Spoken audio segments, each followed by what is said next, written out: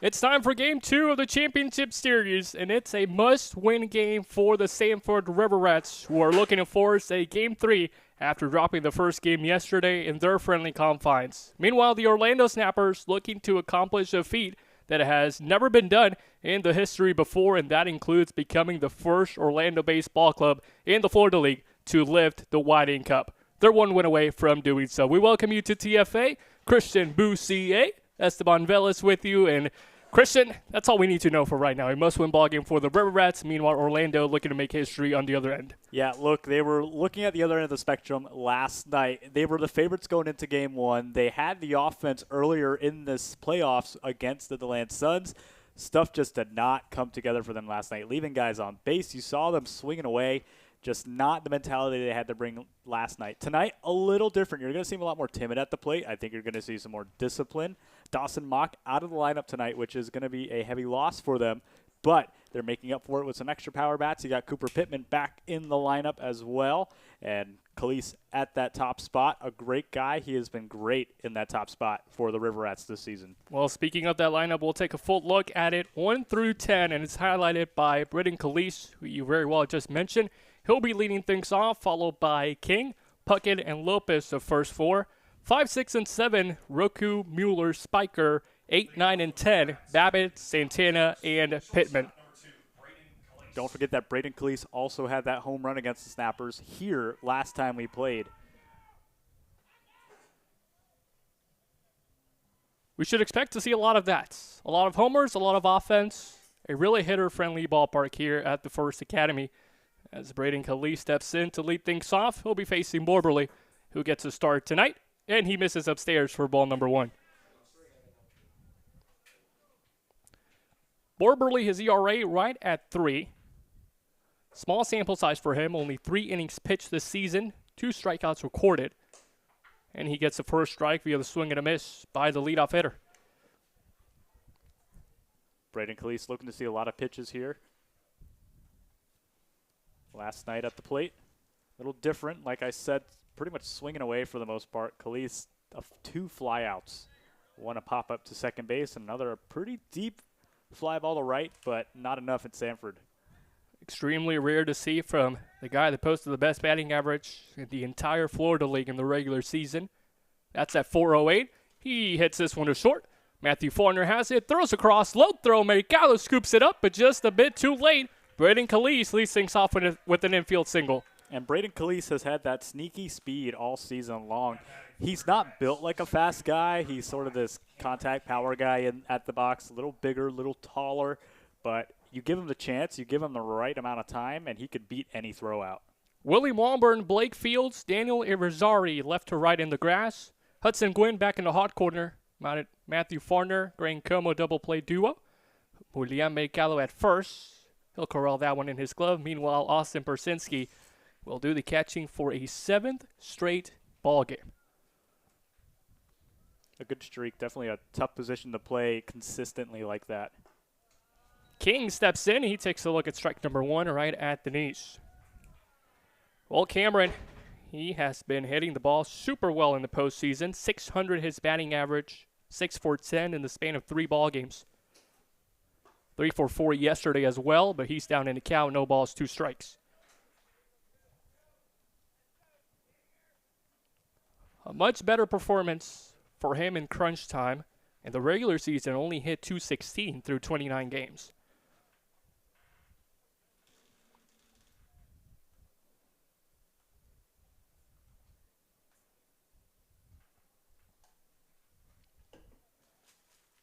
Khalees stays at first. Here's the 0-2. Taken into dirt. Ball number 1. Good stop by Brzezinski there. That ball gets away. Obviously, Khalees is going to advance to second. We saw a lot of that last night as well off the foot of both of these catchers, Saliba and Brzezinski, respectfully. And that advanced a lot of base runners for both of these teams. The 1-2. Taken upstairs and inside.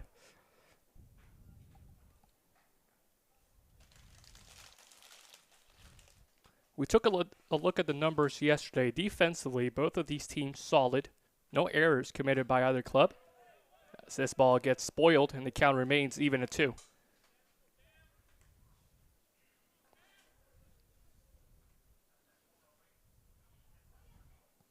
That's something that was so crucial in the series between Orlando and Leesburg. This one is hit in the air. Center fielder Fields racing back near the track, and he's got it for out number 1. Yeah, Braden Cleese starting way off the bag. They're expecting maybe a drop, especially, you have a different effect here at TFA. Unlike most of the stadiums in this, schedule, TFA is facing directly into the sun, so the outfielders don't necessarily have to fight the sun like they do at other ballparks, except for maybe right field and first base, who are both looking directly into it. It's the people in the press box that have to fight it. Yeah, you're absolutely right. Here's Stuart Puckett. He's hitting 167 in the last 3 games. He's got a 1-0 count. Cleese decent lead, but he'll stay put. This one is rocketed towards the right side, and Puckett gets the River Rats on the scoreboard. It's 2-0 in the first. Well, you saw Stuart Puckett do it just a few weeks ago at TFA, and tonight he does it again. Same spot, first pitch, just like he did last time. What an at-bat.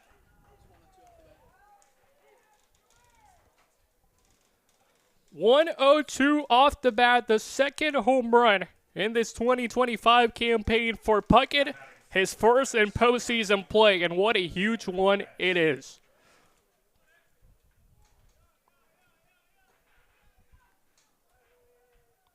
We saw Orlando yesterday set the tone early. First 3 innings, 2-0 lead. This game right now, not even 1 full inning in, and it's the River Rats dominating 2-0. And Esteban, you bring up a good point. We talked in the pregame show yesterday before Game 1 about how if the Rats get on top first, it is really their game. They have total control over it. But we saw the exact opposite of that last night. The Snappers got on top first. The Rats had to play catch-up and ultimately just didn't provide. So seeing the Rats on top now, maybe boosting their chances. The Snappers now have ground to make up, and they're still only 1 away. 0-2 to Lopez. Takes it low, ball number 1. Xavier Lopez, .319 hitter in the regular season. There's ball number 2. Second most when it came to 3 or 2 baggers for the River Rats. Right behind Stuart Puckett, who had 8. Fouled away.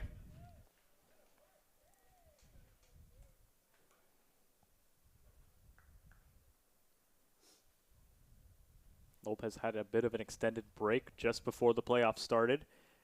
Had to rehab an injury that he came back from just a game before the playoffs started. Still looking to get hot. 2-2, he takes it inside, works the count full.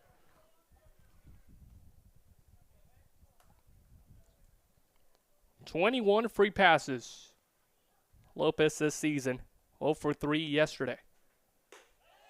And he takes number 24. A quality at bat once again from Lopez. You see him watch these pitches. He may swing at a couple balls that may not be in his wheelhouse, but he's letting the bad ones go, letting the close ones get somewhat close to the barrel, just letting a swing rip, but a great at bat from Lopez.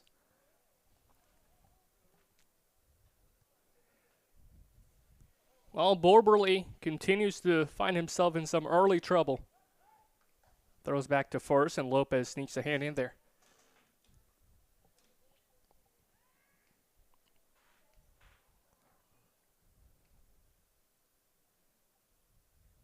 First pitch to Rocco. Strike number 1. Rocco hitting exactly 200. 2 for 10 in the last 3 games.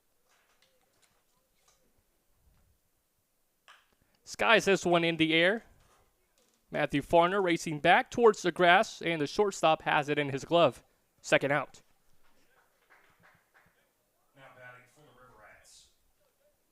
Looks like he just got under it a little bit.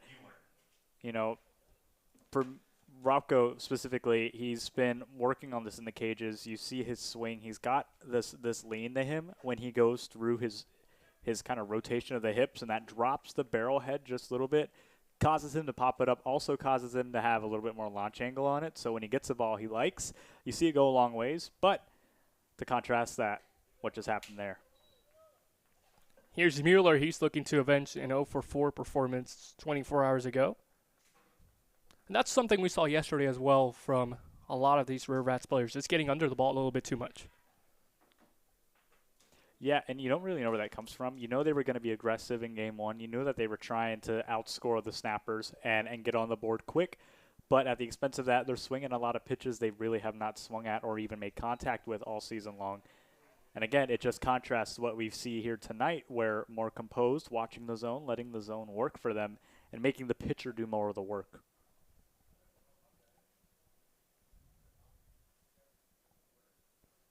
One.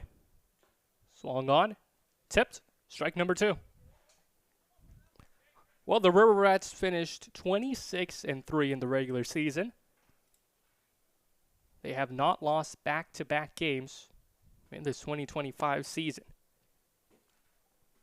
The 1-2 taken upstairs.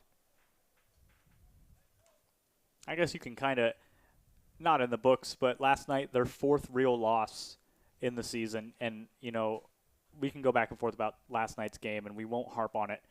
But you look at just where the Rats have been this season, it was really an uncharacteristic performance. Well, that's an uncharacteristic at bat by Mueller. He strikes out, and Borberly works himself out of trouble, but he does surrender 2 runs. A 2-run shot by Stuart Puckett gives the visitors a 2-0 lead.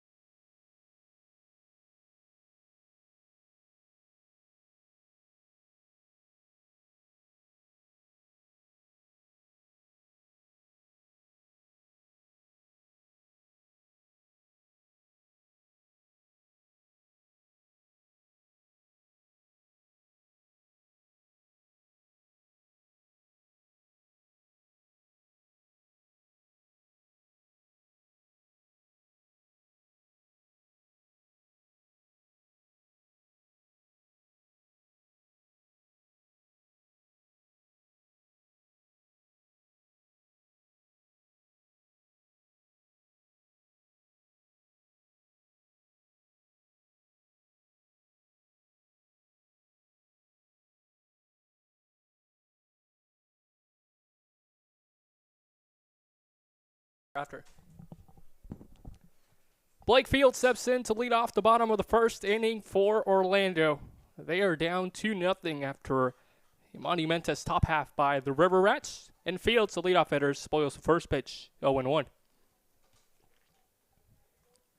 Big swing for the first pitch against Brady Wright. This guy has been a pretty good starter for the River Rats this season. Pretty good starter. Blake Fields, a pretty good hitter. 2-1. That one over the scoreboard. Left field side. 2 pitches in. 1 home run in. Blake Fields gets the Snappers on the board. Well, let's just say Houston got a good one. Houston, there's a problem. That one is to the moon. Making me eat my words here. What a shot by Blake Fields. Didn't even get to talk about his batting average. That's how quick that at-bat was. Well, in postseason play, it's at 429 right now after that solo shot. That's pretty impressive. We talked about it earlier. Expect a lot of home runs. Expect a lot of offense in general here in this ballpark. Absolutely. And 2-1 ball game already. This is panning out to be an exciting one. Matthew Farner takes a first pitch strike.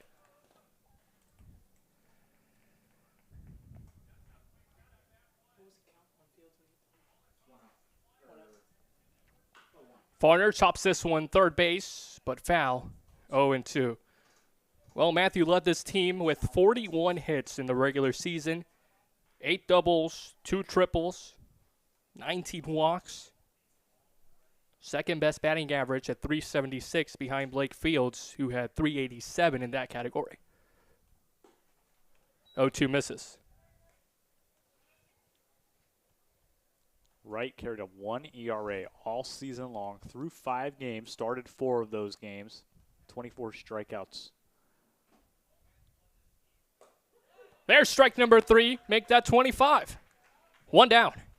Now batting for the Snappers, the second baseman, number 14, Grant Como.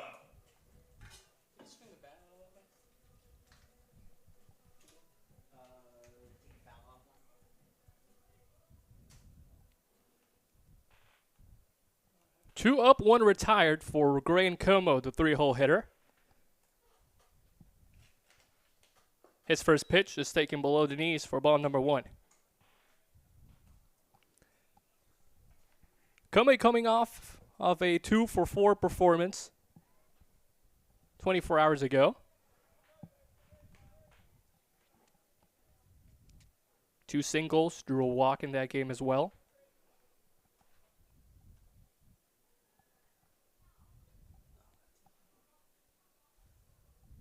The 2-0 hit sharply to short. There's Braden Calise, the UCF product. Throws a strike to Mueller for the second out.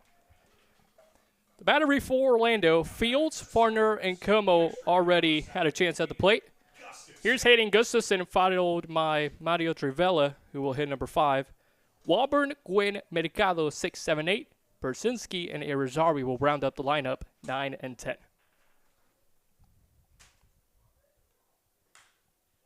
Skied in the air by Gustafson towards right. There's Lopez, who has a beat on it, and he's got it for the final out. Quick bottom half of the inning, but Blake Fields got the offense going for the host. A 1-run shot to lead things off in the bottom of the inning, and it's 2-1 Orlando after 1 full at TFA.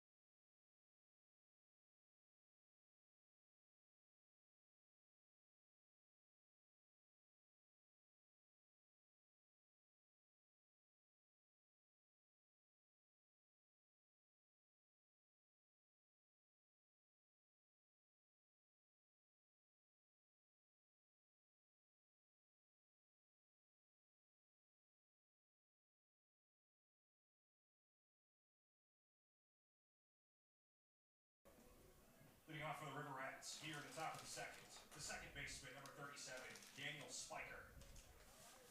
Spiker, Babbitt, Santana, 7, 8, and 9 set to hit.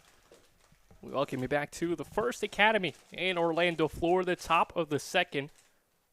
So far, 3 innings, or 3 runs we were provided for in the first inning. Daniel Spiker, guy had a pretty interesting game last night.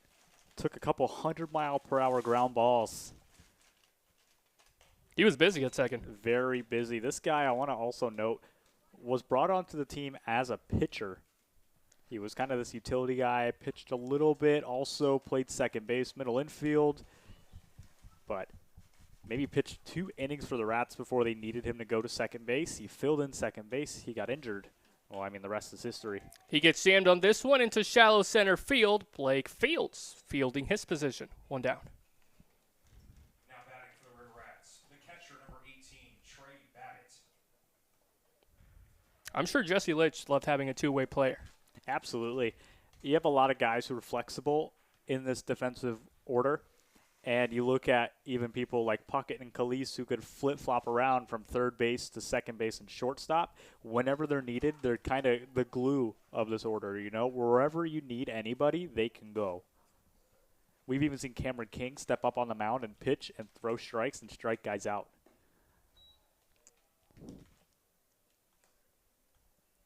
That really goes to show it's a team-first mentality for the River Rats. Right? When you got guys like King and a couple others taking the mound, no matter what the score is, that's huge.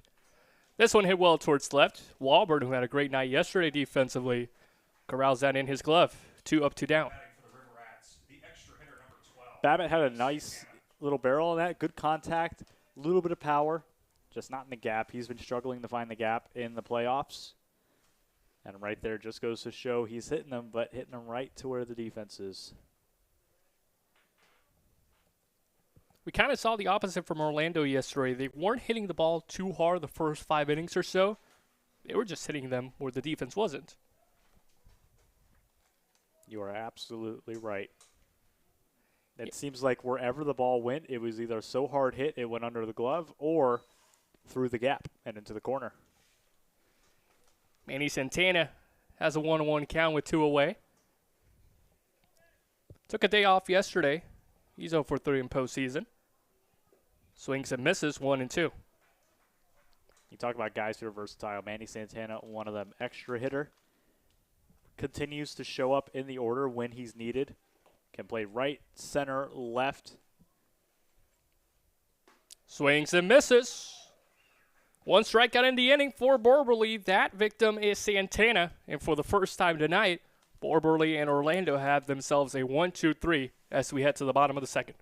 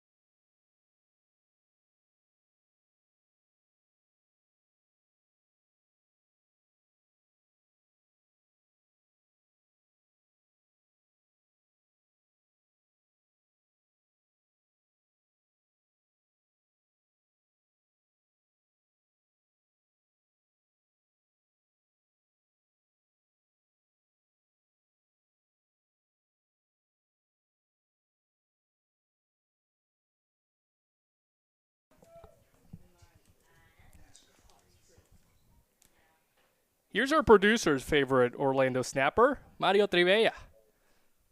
He steps in and takes ball number 1, of course. Mario from Venezuela.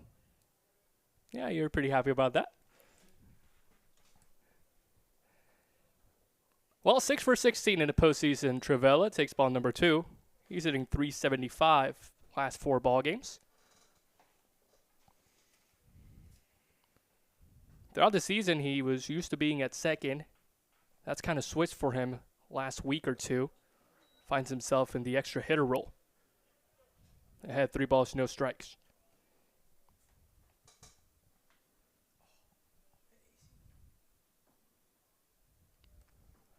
3-0 by Wright. Travella likes it, and he fouls it away. It's rare to see Wright finding himself in a 3-ball count. Absolutely. Wright has only earned 7 walks this past regular season. He's only got 1 in the playoffs. That's 8 total throughout his entire tenure here for the Sanford River Rats. And it is very rare to see him fall in these at-bats. Again, only 8 walks to 21 total strikeouts this season.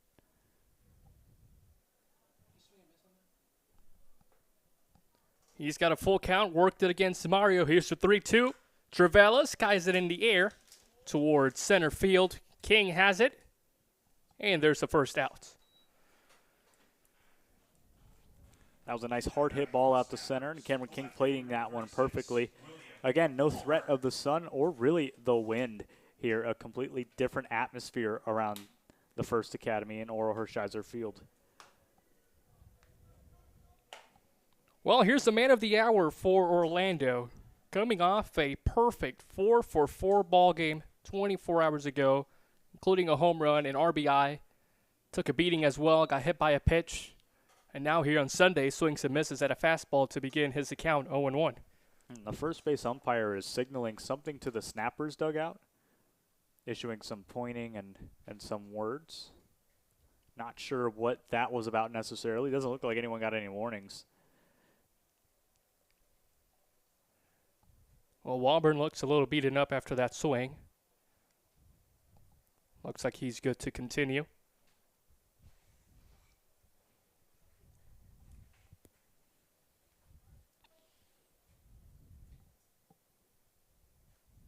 Oh, 1. Walburn, a bouncer to Khalees. Throws to first, 2 away. Again, smooth by Khalees, just making those routine plays look so easy, and that's why they're routine. But for Khalees, he just makes them look so smooth. There's something about the way that he plays each ground ball that makes him look a million times easier. Could be the hardest hit ground ball, could be a little chopper he has to barehand, doesn't matter. It could be 105. Could be 105. We saw that to Daniel Spiker, and he handled it pretty okay. He had that one error, but was able to handle the 100 miles per hour as well. Here's Hudson Gwynn. He likes to hit balls off the bat at 100, and he fouls the first pitch back. Gwynn unloaded in the first inning 2 days ago here at TFA in the semifinals against the Leesburg Lightning, part of a 6 spot. Takes that one below.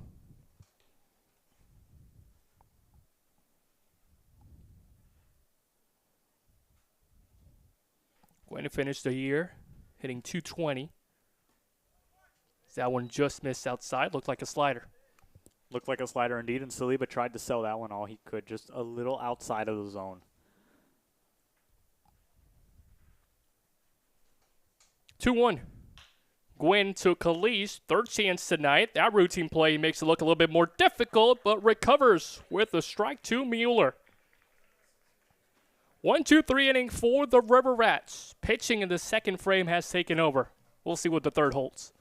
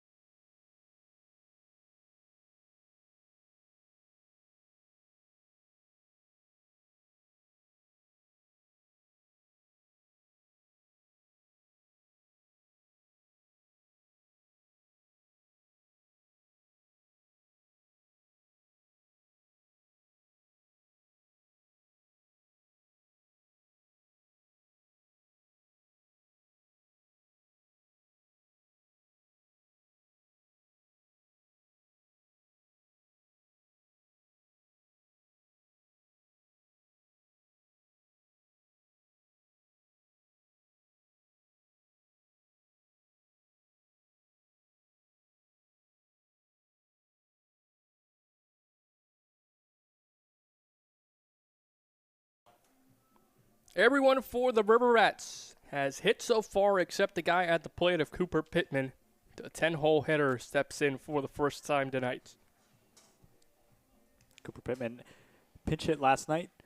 Showed up a little bit. He hasn't seen a ton of playing time this season, but when he's played, he has been pretty good for the Rats. One of those clutch guys, kind of like a Manny Santana sort of player. Fills in when he needs to.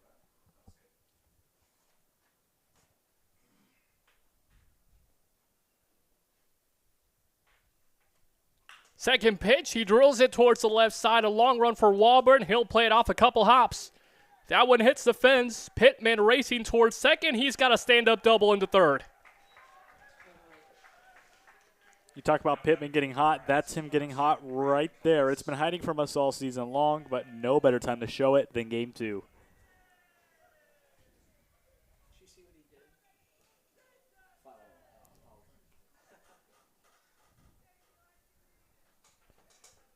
So a leadoff double from the bottom half of the lineup. It turns around for Braden Calise. Reached on an error to lead off the first inning. He's got an 0-1 count. He was able to pop a single last time up, and now the guy in scoring position, you know he's going to be even more aggressive at the plate, looking for any pitch that's close, poking one opposite field. We've seen him do it a couple times this season. Taken below, 1-1.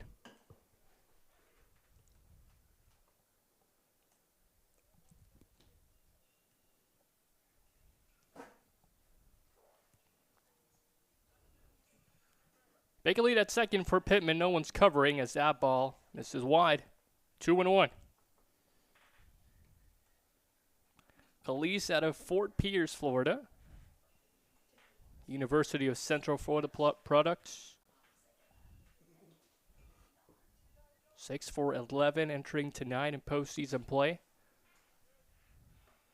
Takes ball number 3, very patient hitter as well. And that's the kind of at-bats you want out of your leadoff guy, and that's the kind of at-bats that the Rats have gotten out of their leadoff guy, Braden Calise. Seeing a lot of pitches, just letting the pitcher do all the work. 16 walks, just 11 strikeouts. Here's a 3-1. Make that 17. That one misses for ball number 4. Now batting for the River Rats, number 35, Cameron King.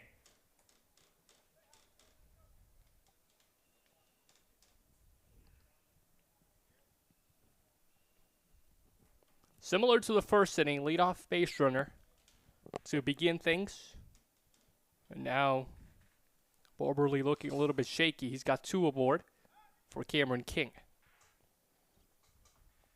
Doesn't get easier after King. You got Stuart Puckett in the heart of the lineup coming up. Stuart Puckett, the guy who punished the Orlando Snappers pitching last time he was up, broke this game open 2-0.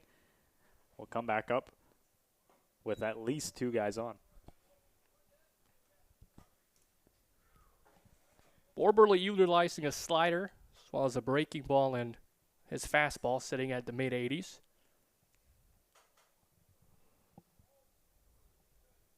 His 0-1. Swung on and missed at 76 miles per hour. Cameron King put on a nice show last at bat, able to send one out to left field, unfortunately, or center field, excuse me. Unfortunately, it wasn't enough. Deepest part of the ballpark, a guy who already doesn't have a ton of swinging power, more of a contact guy. Takes the 0-2. Bersinski thought about firing. Didn't. Yeah, he got a little bit off the bag over there. Calise, again, not the speediest guy, but can't sneak up on you. He's going to have an aggressive lead coming into this at-bat and while on base. King into double play territory. Farner to second for 1. The relay to first, not in time. There's a speed from King. Puts it in play, beats it out at first. The inning lives on with runners at the corners and just 1 away. And that's 4 infield singles for King. We see him with a whole bunch of these squeeze plays. We saw them against, ironically, the Winter Garden squeeze last time we saw them. He is able to just get the ball where nobody is and into these little pockets of the infield. Stuart Puckett watches ball number 1.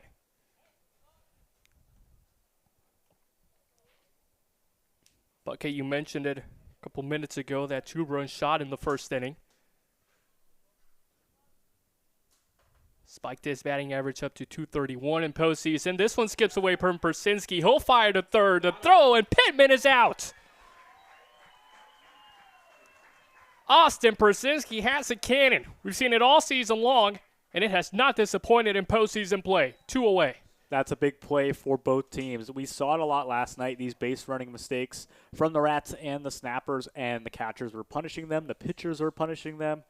And you see it right there, early base running mistake for the Rats. Puckett a swing and a miss, 2-1. Yesterday we saw a lot of running miscues, but it was from the Snappers. So far, one here tonight comes from the River Rats. As Puckett blasts this one towards right, it's going to get down. 1 run will come in to score. A Rosario fired into second, and Stuart Puckett has his 3rd RBI of the day. 3-0 or 3-1 Sanford. This guy has been hitting phenomenal. It seems like TFA is his home ballpark. He loves this place. He loves to hit here. The tight corners, the shallow fence out there in right field. It is everything that he dreams of.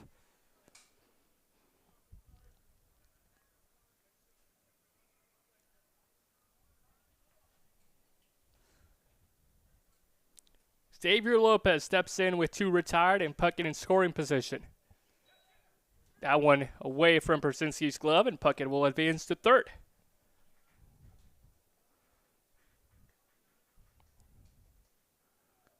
That's a play where Austin was trying to throw to second, but got a little bit too ahead of himself.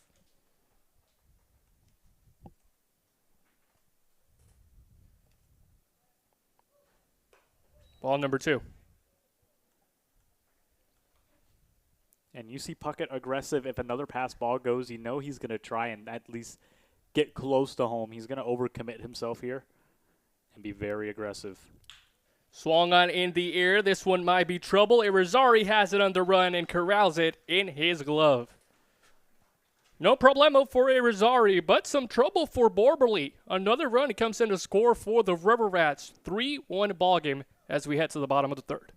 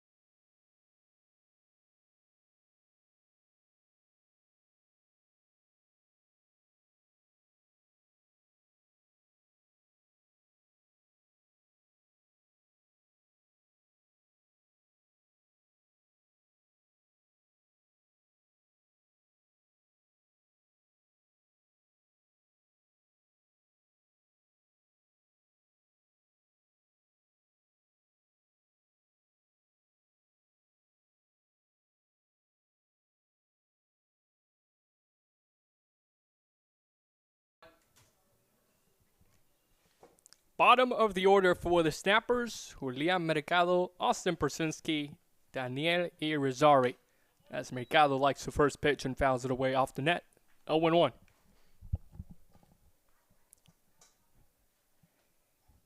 Mercado was another guy who had a pretty nice night against the River Rats last night. Put on some good defense as well. To second. Spiker's there. Gloves it to first. 1 down. That's been Mercado's forte all season long. First base, good defense. His bat has kind of struggled, but when you have that defensive presence over there for you, Terry Abbott hasn't really thought too much about putting him in the starting lineup. And as much as hitting can make or break games, good defense can make and break games as well. You let that ball get by you. You know, we saw it last night. Things unravel very quickly. Austin Persinski, fastball upstairs, went after it. Strike number 1. And this guy has had a pretty nice playoffs so far. Big hero against Leesburg in game 1. Elevates this one to the first baseman. Mueller in foul territory, shaky, and it will be Spiker in a fair ground, putting it away. Yeah, back-to-back for Spiker, putting him out. Now batting for the Snappers, Taking control, right fielder looking to face the minimum here. Irizarry.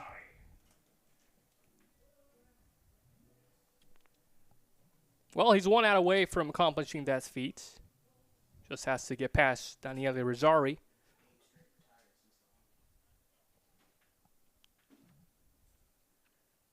Rizzari has struggled in the playoffs, hitting under 100.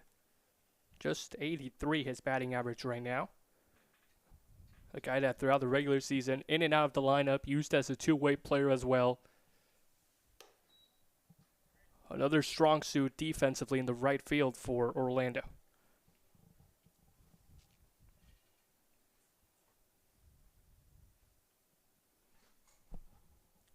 The 2-0 by Wright. Rizzari fouls it straight back. Yeah, this is exactly what the Snappers need, to dig into right as much as they can. After the home run, it has been 8 straight retired. They haven't done a great deal of damage against him. They're looking to drag out this at-bat, get some more guys on, really keep the pressure on. Rizzari gets jammed to Calise, who has it at the edge of the grass for the final out. 9 straight retired by Wright. That will send us to the top of the 4s in this 3-1 ballgame.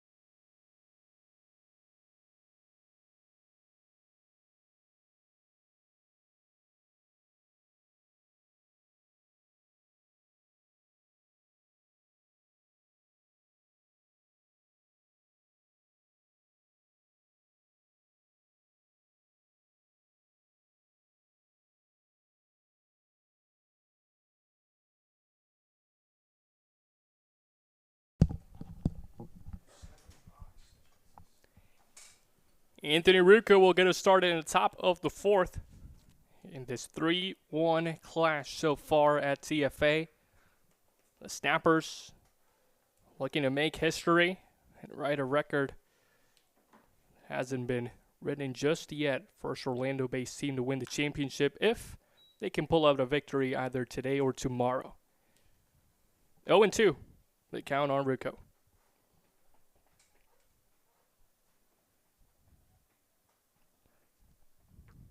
He's 0 for 1 so far, steps in for the second time. Towards right, Rizzari has it in the air. 1 up, 1 down for Borberly and company. It's a jam shot for Rucco. You see him crowd the plate a lot. He's moved his stance in the box closer to home plate as the season's progressed, really forcing these guys to make some errors off the mound.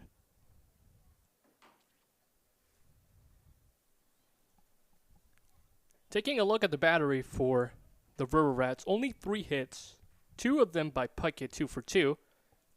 3 RBIs as well. This one is fouled away by Mueller.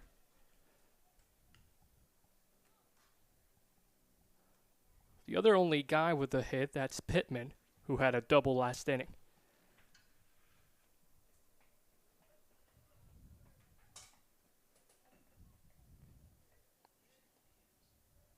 1-0, waits on it and shoots it into left. A 1-out single for Mueller. He's aboard at first. And make that 5 hits total for the visitors. Yeah, he waited on that one for sure. It was right in his wheelhouse. Perfect placement in the zone for him. Had to wait on that leg kick a little bit more, and then he just unleashed it, put it right where the Rats need it.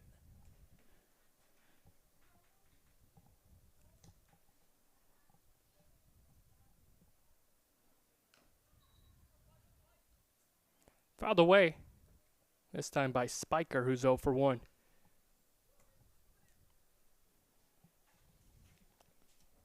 Spiker finds himself at second for the second time this series, defensively speaking. Had a 1-for-3 night yesterday at the play with a single, a swing and a miss, and he's got an 0-2 count. Yeah, last at bat, Spiker had a pretty nice deep fly out to left field. Was hooked down the line on a rope, but right where Walburn was standing. Wahlberg, a guy that covered a lot of room yesterday and left. 0-2. Taken for ball number 1. Again, Przinski able to keep it in front of him and hold the runner at first base.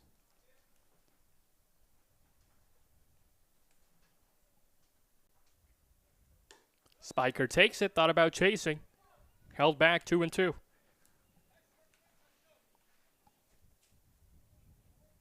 That fastball upstairs, sometimes it's so tempting to swing at. He does go after this one, pops it up to center. Blake Fields under it, 2 down. Losing the hat, too. I think we saw that last night as well, losing the hat. At one point, running. Well, it's Tyler Garcia running from the bullpen to the mound to close off the ball game. Funny moment. Yeah. 2 down, and here's Babbitt. Ball number 1 in the dirt. Babbitt also 0 for 1. He's hitting .250 in the postseason. Small sample size at 1 for 4. 0-2 his count right now. Another guy who last time up roped the ball left field, but right to where Walburn was. Walburn is positioning himself perfectly. He must have read the scouting report on these guys before this series because he is right where they are hitting them. Brzezinski blocks it, keeps it at arm's length.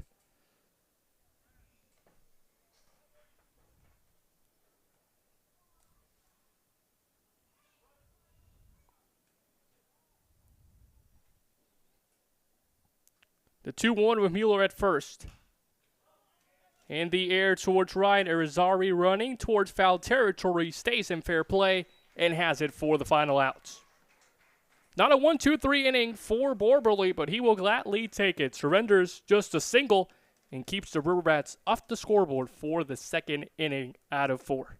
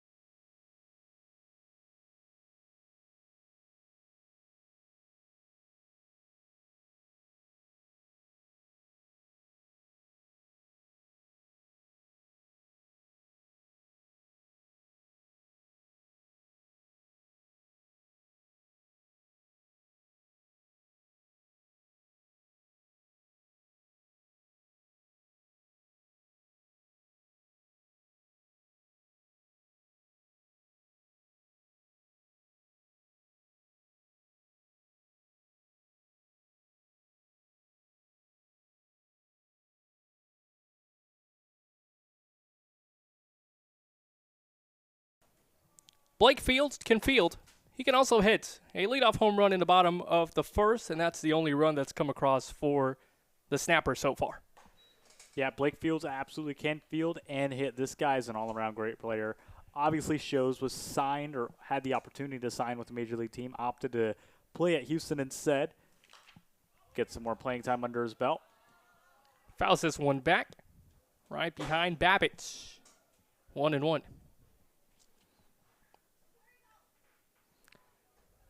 You know, that decision could go both ways. Personally, I like it. Absolutely. Just out of high school, go enjoy college and go be a force, Yeah. Develop some more. Get ready for the minors. He knows he has that baseline of talent now that he can get signed by a major league team. Now it's just a matter of building upon that, maybe moving your draft lottery up a little bit, figuring something out. Fields gets under this one towards the left side. This one very playable for Khalees. Those two will see each other in the Big 12. One away. Now batting for the Snappers, number 39. It also shows he's betting on himself. Absolutely. A lot of these guys, you listen to Bryce Harper talk, and he was also drafted right out of high school. He talks all the time about his one big thing that he misses is the fact he did not get an education. Stuff that he could bring with him after baseball, stuff that, if baseball comes to an end eventually, which of course we hope it doesn't, but for anybody to have a plan after. Matt Fordner struck out in the first. Takes ball number 2, this one high. Well, speaking of getting an education, Fordner recently committed a couple days ago to University of North Florida. Skies this one to right field. Lopez charging forward, and he has it. 2 down. Panning out to be another quick inning for the River Rats. And for the Snappers, they're making contact with the ball, but just like we saw from the Rats last inning, right to where the defense is.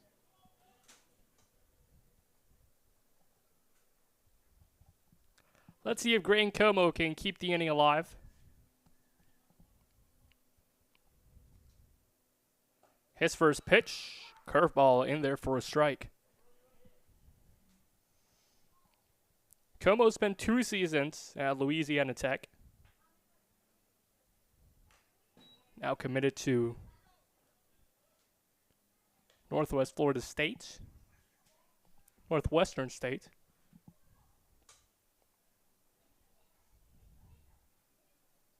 Going into his junior season a couple weeks from now.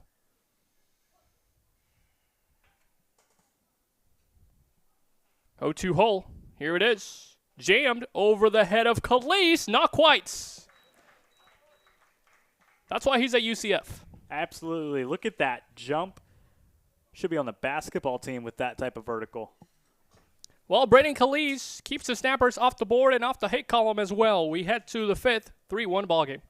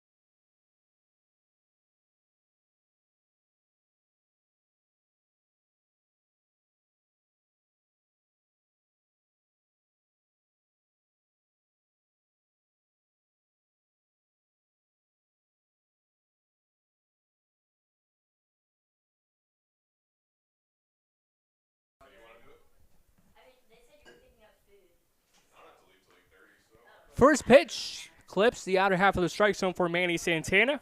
There's strike number 1, and that's how we kickstart the 5th inning.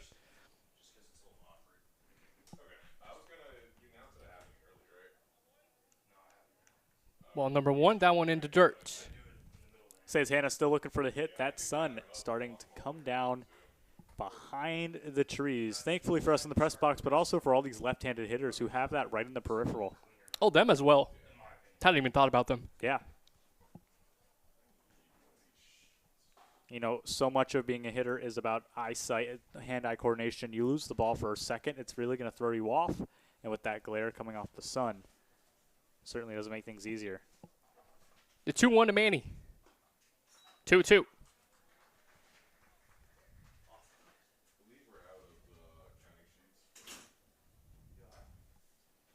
Santana a strikeout earlier. Pittman on deck, and the count goes full on Santana 3-2. Cooper Pittman last time had the double, and if it wasn't for that base running mistake we saw from him, the caught stealing and the pickoff, could have been a different ball game. Extra run on the board he's looking to make up. The full count, and he'll look to accomplish that with a runner at first as Santana draws the payoff walk.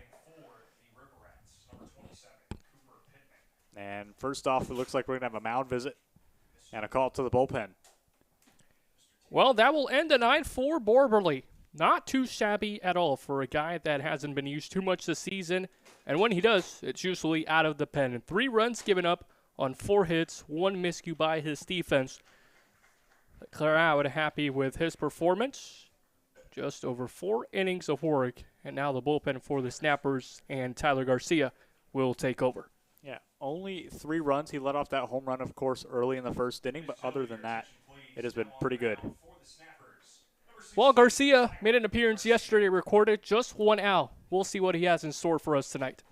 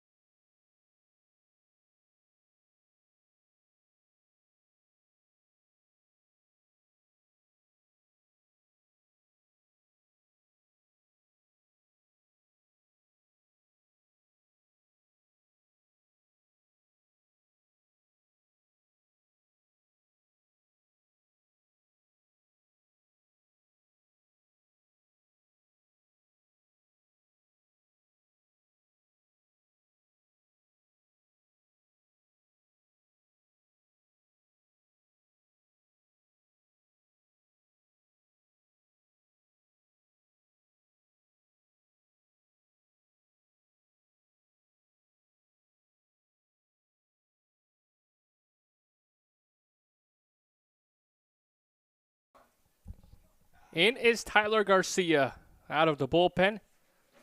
He faces the bottom of the order in the 10-hole hitter of Pittman, and he begins ahead against Cooper, 0-1. For Garcia this postseason, just over 2 innings pitched. Recorded 1 out yesterday. That's all he needed to get the save, quote unquote. This one bunted to third. Hudson Gwynn will pray it goes foul, and prayer answered. It was a close and a nice bunt laid down by Pittman right down the line. Unfortunate for him, took a weird hop coming back towards the bag and, of course, went foul. New pitcher and new face for the Rats. Could make or break this team as well. They haven't seen a ton of Garcia this season. They saw more of Borberly this season in the half inning or so that they pitched against him early in the season. But for the Rats, it's time to adjust and adjust quickly. Well, what they did see out of Garcia about a month ago At home, they really liked walk things off against Tyler. But this time, Tyler, one batter in, and gets a strikeout, and Pittman goes down for the first time tonight. Now batting for the River Rats. Number 2. First looking K for the River Rats as well. They've gone down swinging all their times except that one. So that paves the way for Braden Calise as the lineup card turns around. First pitch, a fastball for a strike. Calise 0 for 1, reached on an error in the first, drew a walk his last time up. Curve fouls it off himself, 0-2. Yeah, Calise was all over that pitch. You know he wanted it. That was the one he had. Was basically licking his lips watching that pitch out of the hand of Garcia. Unfortunate for him, a little early on the swing, a little tough for him. Get back in the box, readjust, try again.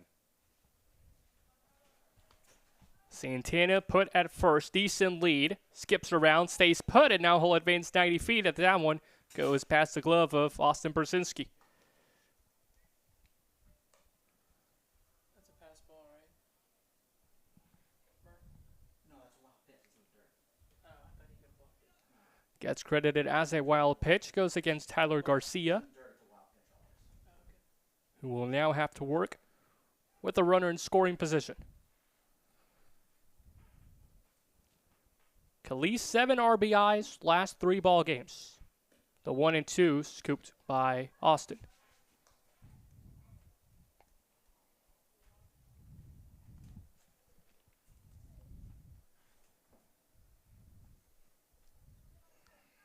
He had 12 runs batted in the entire regular season, Calise. The 2-2 he lays off. Again, that breaking ball, good on him to sit back on that. It was a little high, didn't break until it was already through the zone. Would have been a big swing. It's a pitch again. Calise, if he gets that curveball in his sweet spot, there's no telling what will happen to it. Big pitch from Garcia, 3-2. Calise lays off. Another quality at bat from Braden Calise and the River Rats in general. Again, more well-tempoed at the plate than they were yesterday.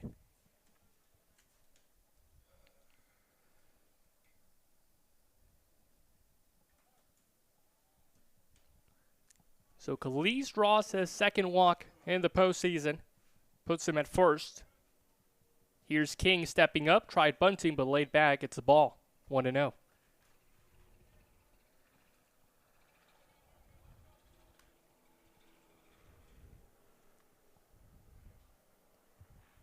You see the corners playing in you. They know King can bunt. And they know he can beat it out. It's just a matter of when.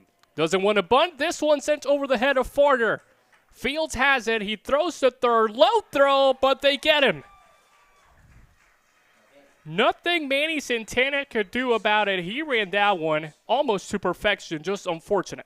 Yeah, Manny Santana, a little too close to the bag. Hesitated on going. Didn't realize that it was past the glove of the shortstop before it was too late. It was shallow center when it landed. He wasn't even close to third base, and the fielder's choice, unfortunate, gets the lead runner. Now there's 2 away.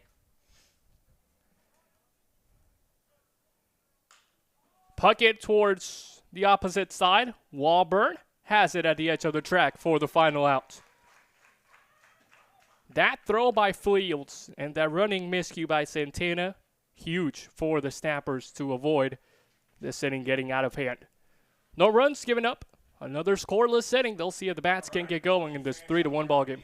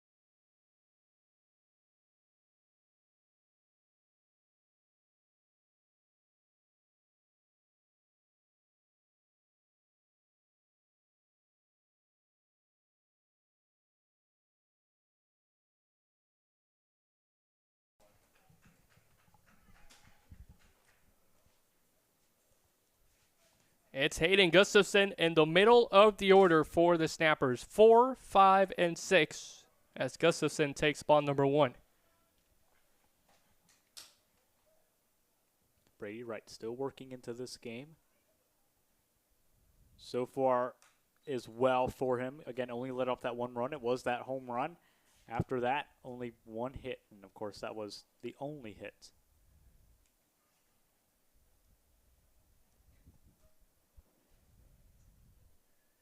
One. Ball number 2.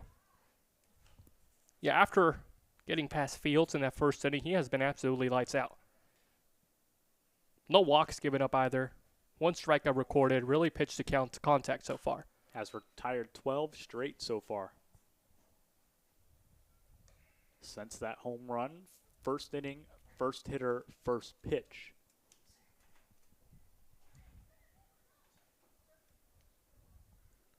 Two and two. Fouled back. Well, he's putting up a fight now against Gustafson, who is really leaning into this at-bat, driving this pitch count up.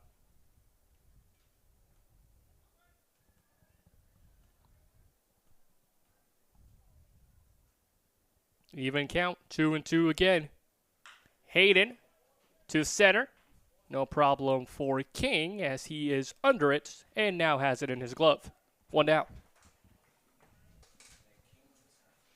We'll make that 13 straight for the Rats, retiring the Snappers.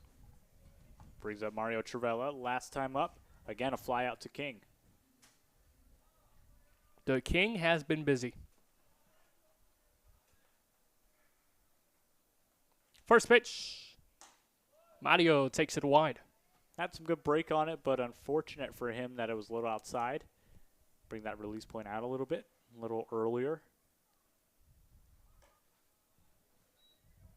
Well, Trivella in the regular season, him and Gustafson led this team with 5 home runs. Second best out of anyone in the Florida League.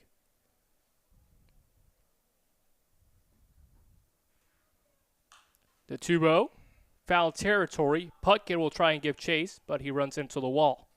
2-1. Yeah, that went into the right field of the softball field right there. And it finds a home in the corner. That softball field gets a lot of souvenirs. Absolutely. Directly next to the baseball field. 2-1. 3 balls, 1 strike. Again, that what looks like a 2-seamer, just not working for right. Same spot, same miss.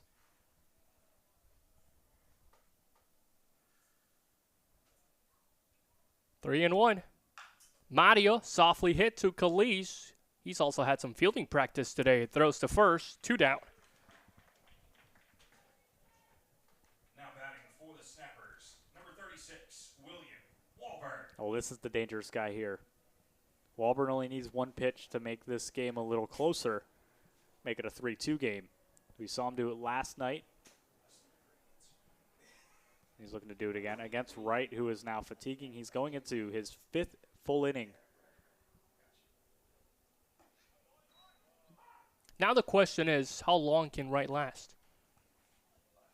You have to know and think about sequencing this way. You want to keep your best relievers for tomorrow. Right now you have the lead, so as far as you're aware, you're playing tomorrow. You want to make sure that you're throwing guys who can keep the game within reach for you and not let off these runs and let your offense extend the lead. But at the same time, you don't want to throw your best guys because they're going to be out tomorrow, and if you do make it till tomorrow, that's the biggest game they're going to play all season.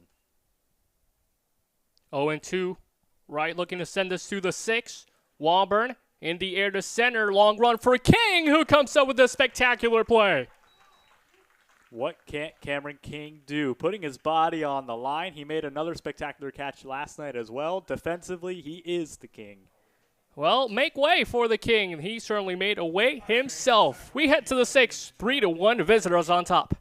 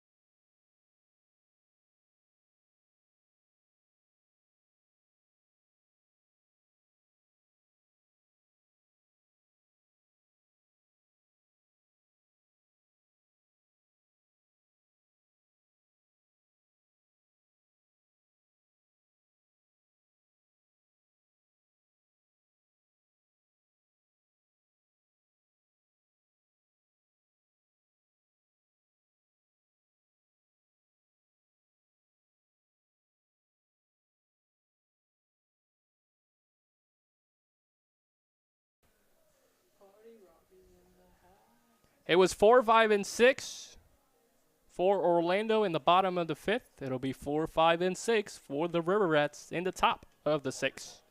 It's funny how that works. All right. We like numbers. Math is fun. So great to have you with us. Championship game, the second.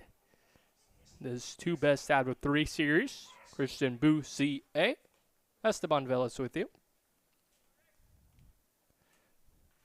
Lopez with the 0-1 count as Garcia delivers. And Lopez sends this one to center. Fields has to race back near the warning track. He's got it for the first out. Another great play from Fields. That guy has unlimited range out in the outfield. You see him out in right field, out in left field, all the way to the warning track. Covering what looks like half an acre of field out there. He was born to play baseball. It's in his last name. Blake Fields in the field. You didn't think he was going to play the infield. That one a little wild.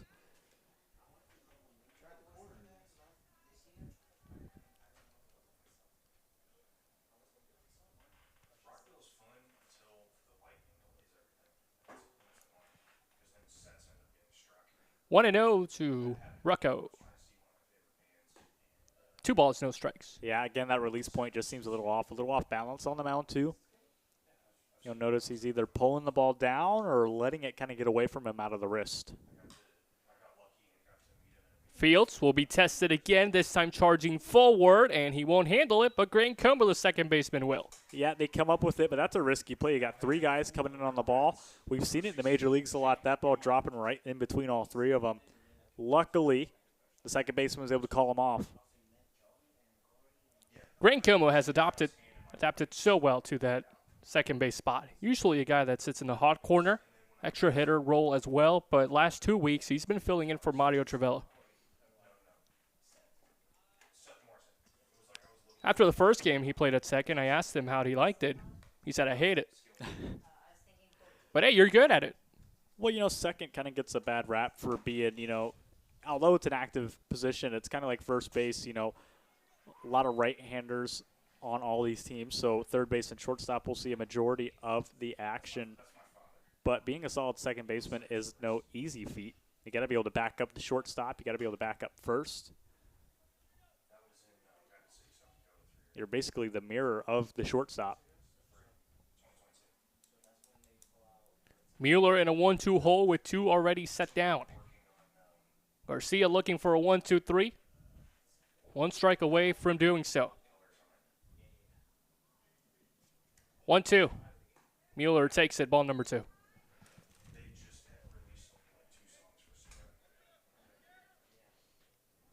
Mueller with the hit and a strikeout.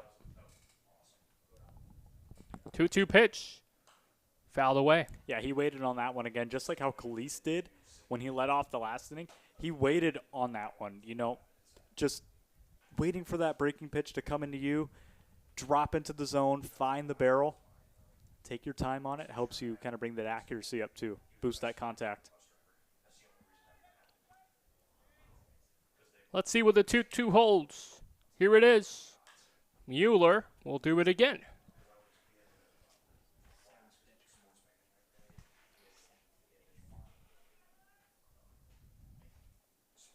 He is making Garcia work here. 7th pitch of the at-bat coming up. 2-2 once more. 3-2. That one misses outside. And just when this at-bat couldn't get any more tense, now he's in the 3-2. Garcia looking for any pitch to perform. Mueller's looking for anything close. Spiker on deck. He's 0 for 2. And we'll wait as this pitch is spoiled again. Yeah, Garcia thought he had one, thought he got him to swing and pop it out. For Mueller, just a little late again, sending it back towards the netting.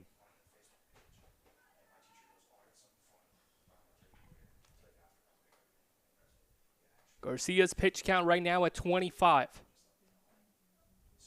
Looking to record his 6th out in this ball game. 3-2. Mueller meals that one to center, and the inning lives on. And we've seen a lot of high-quality at-bats this series from the Snappers and the Rats. That was a high-quality at-bat. Worked him back to 3-2, kept fouling him off, made Garcia throw something to him, send it right back where it came from. That puts him at a 2-for-3 ball game. Here's Daniel Spiker trying to have some of that same success.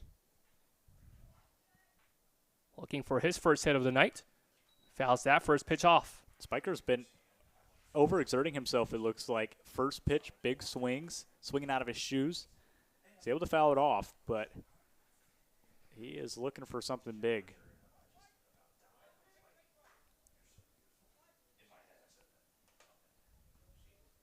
Mueller stays at first. The 0-1 to center as well. This one's going to get down. Back-to-back, 2-out singles. First Mueller, now Spiker. Babbitt trying to continue it. Yeah, the Rats have found something to work for them here against Garcia. Something that wasn't working for them against Borberly. They are making even more solid contact. And for Trey Babbitt, who's coming in with a fly out to left and a fly out to right, wouldn't be surprised if he looks to put something in the middle just like Spiker and Mueller. 2 aboard, 2 away. First pitch. He's got a fly out to right, a fly out to left. This one a fly out to center. He completes a cycle in the outfield. Blake Fields, for the second time this inning, takes care of that one and will look to be a quick 1-2-3, turn into a lengthy inning, but the Snappers remain perfect on the scoreboard in the last 3 frames. 3-1 the ball game. We head to the bottom of the 6th.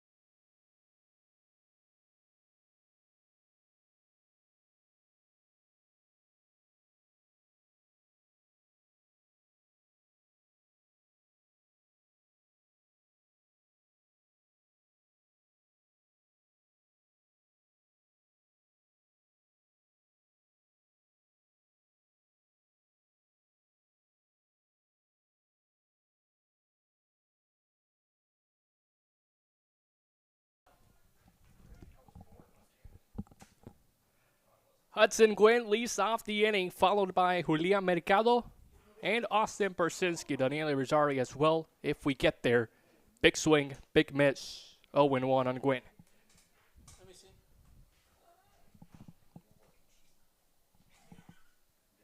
Hudson 0 for 1, hitting .267 last 4 games.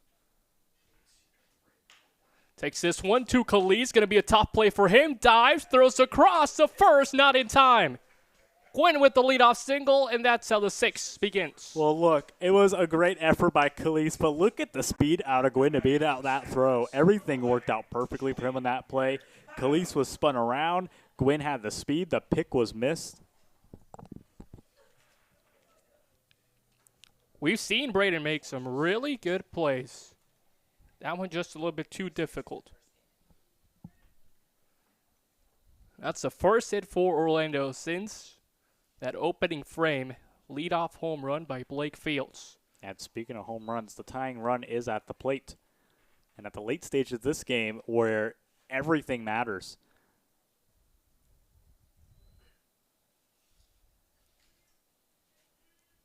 The 1-0 to Mercado. 2 balls, no strikes. Babbitt well protected.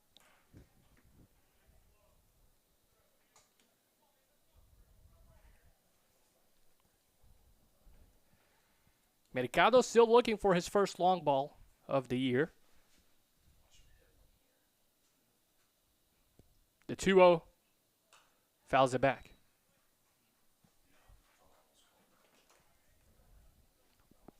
We talked about it last inning. How long can Wright last? And you very well mentioned we're starting to see him get a little bit fatigued. It's showing in his fastball. It's been consistent at 90. It's dropping to 84. Yeah, mid-80s now for him. He is starting to run out of gas. Of course, mid-80s is nothing to sneeze about. Still, at this late in the game, he's still got a lot of velocity to work with. But you notice a big change.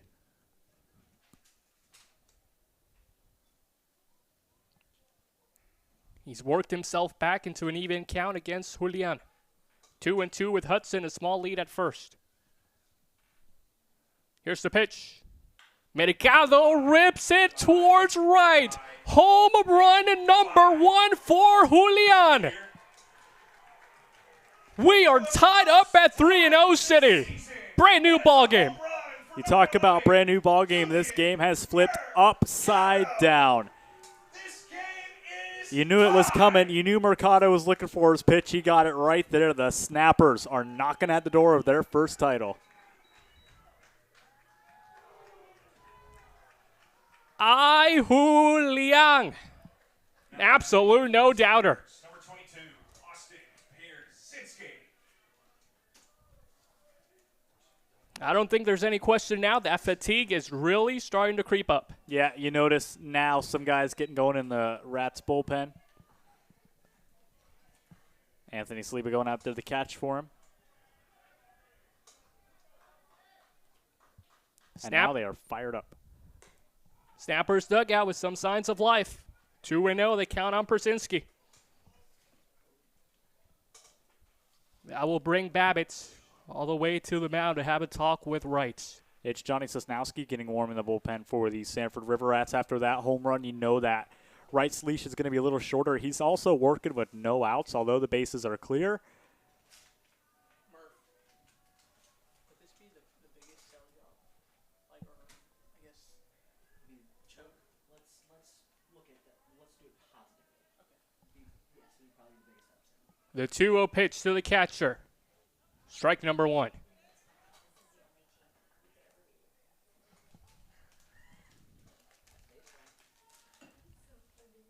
Pierzynski takes 3 balls, 1 strike.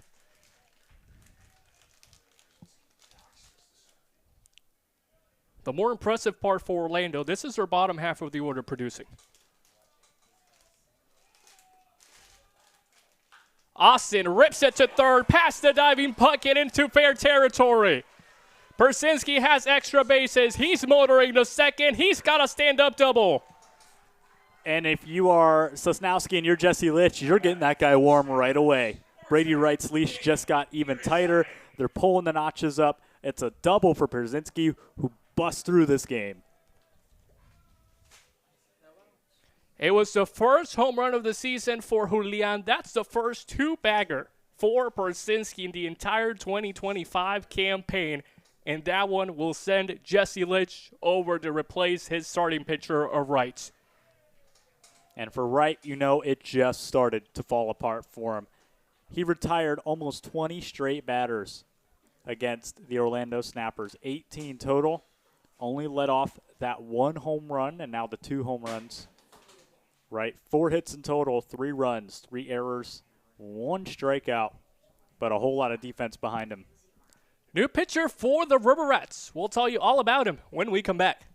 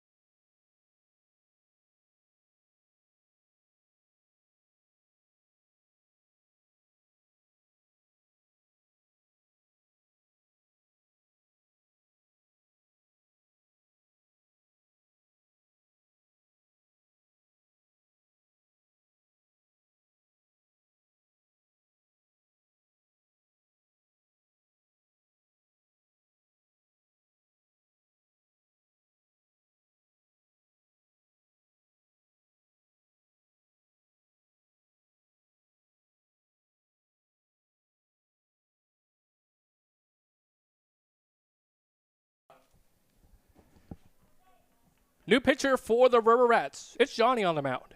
Johnny Sosnowski, paired with Brady Apple. They both have 17 appearances. I wouldn't be surprised if Apple is also coming into this game later. They're the dominant setup guys for the River Rats. Sosnowski has 13 strikeouts in 10 innings.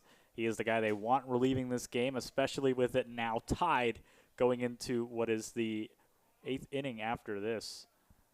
Well, he faces Irizarry with Austin at second. No one away. Irizarry not bunting. He's swinging all the way.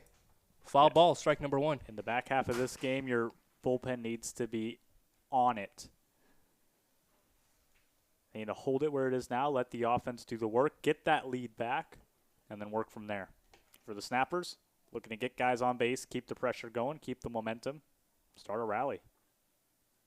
The 0-1 lifted in the air to center. Going on, it is King. He's ready to fire a cannon to third. Brzezinski's going to test that arm. He will beat the throw head first slide as that one oversails Puckett's. But Sosnowski doing his job and covering. Brzezinski will only advance 90 feet. He's in scoring position with one away. Yeah, it's a tough throw by Khaleesi. You know, he has to jump and turn around and attempt that throw. For him, oversailing it, you got to give it to Sosnowski. That's what they teach you in T-ball. Back up whoever you can. Back up the catcher, back up the third baseman, the first baseman, whatever you can do. Puckett and Mueller, third at first, were expecting a bunt. That wasn't the case, but it worked as a sacrifice bunt. As Fields, who already has a home run in this ballgame, fouls the first pitch towards the right side. Corners creeping in as well. One more time. Fields hammers that one, and Brzezinski has to cover for dear life. 0-2 on that foul ball. And if you are Stuart Pucker right now, you're thinking, oh, man, he's coming in swinging. I should probably back up, go back to my position, reset here. That was hard off the bat, right into Puckett's territory. 0-2. Fields takes.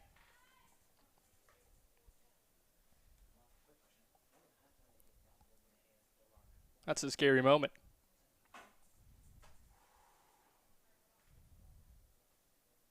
1-2. 2 balls, 2 strikes. That one misses outside. Yeah, he thought about swinging on that one. Good discipline to just hold off, check your swing, hold yourself back.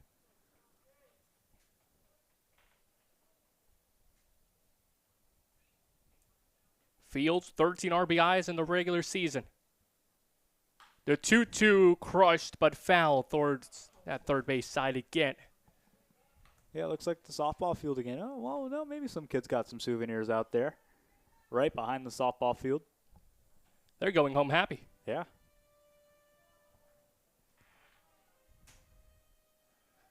Tensions rising at TFA. Go ahead run at third. 2-2 to Blake. Fields towards the left side. That's going to be an RBI single. Second run batted in the ball game for Blake. Austin Brzezinski jogs his way home, and the Snappers cruise to a 4-3 lead in the bottom of the 6th. Yeah, the Snappers were knocking on the door all game long. They were getting guys on base. They had that leadoff home run. Couldn't provide early in the game, middle of the game, kind of sandwiched between, you know, that home run and a couple outs. Now they get that home run, bust the game open. The confidence is there. They only got 1 out.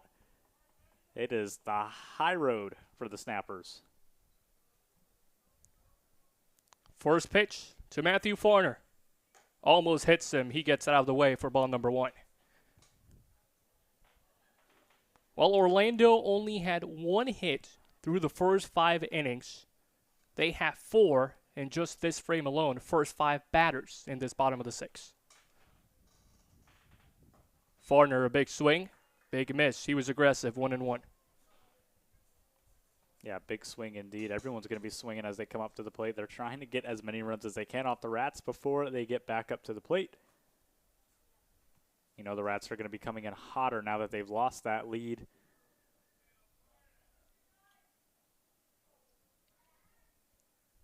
One to Matthew. Blake is going. Farner doesn't protect. Here's the throw by Babbitt, a strike, and Blake just sneaks the hand in there. It was a close play at second base. Daniel Spiker tried to sell that tag, but yeah, he is in there safe, was able to swim around the tag.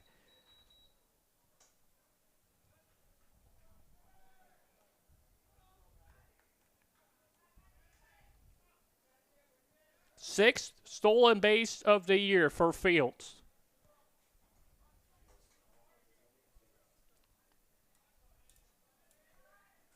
Here's the 2-1. Down the middle, Farner fouls it towards the opposite side, 2-2. That's a dangerous pitch to throw him, too. You know, Farner has the power to send one a long way. He sent that one opposite field. Could have been the corner off the wall for a double, clear the bases once more. Still looking for that out number 2 and 3. They haven't been set up for it since the home run. 2-2. Farner lays off. Ball number 3.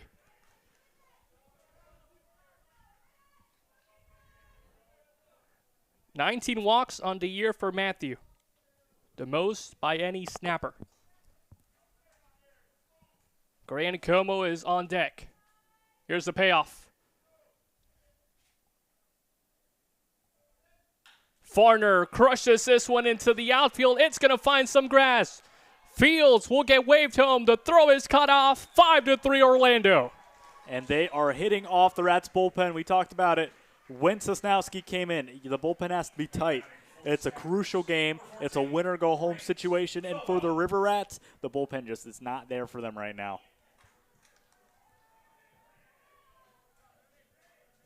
RBI number 18 on the year for Matthew. None bigger than that one. And Jesse Litch will head back towards the mound. He'll have a talk with Sosnowski. Some more guys get some action in the Rats bullpen. So trying to take a peek at who that is. Well, Jesse Litch, very experienced coach. Not just in the dugout coaching, but also as a former Major League Baseball player. He's also spent some time in China coaching after his playing days.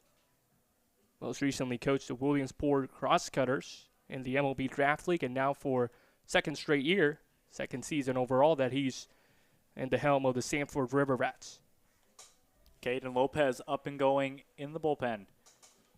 He has been the prime closer guy, but when they need him in relief, he is there. Sosnowski just has to work out of this inning, give Lopez some time to get loose and really dialed in for this game. Well, you talked about Sanford wanting to save their best relievers for tomorrow, and that was the case at that moment, but now the game plan switches entirely. Yeah, you'd rather get through this game and figure out what you're going to do tomorrow instead of obviously going home tonight. You want to try and salvage everything you can. So, yeah, throw as many guys as you can. Get the powerful arms out there. Shut down the snappers and hope the offense wakes up. Farner's going. Como takes the throw to second by Babbitt, a bit too high, and Matthews in there. Yeah, he almost came off the bag there. Spiker did a good job at watching him and making sure that he was off the bag. He was able to sneak that hand back in there. Third stolen base of the postseason for the shortstop of Matthew Farner.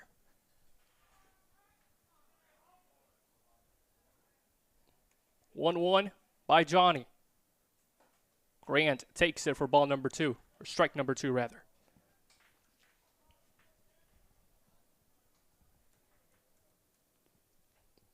Off-speed pitch, got the job done.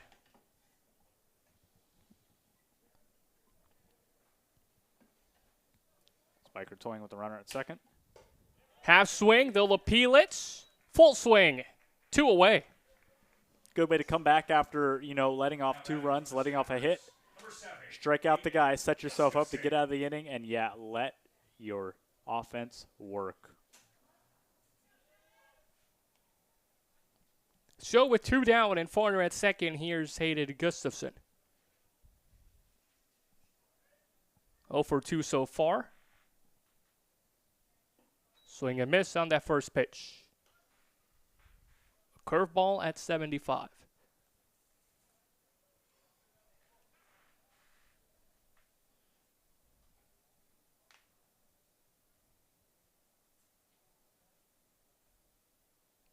Farner big lead. No one's covering the bag at second.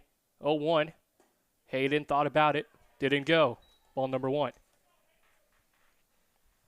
Good discipline there as well.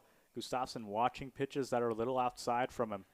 They have the lead. They know they don't need to continue to pound on the Rats. You want to be selective of what you're hitting now. No free strikeouts. Strike number 2. Gustafsson didn't like it.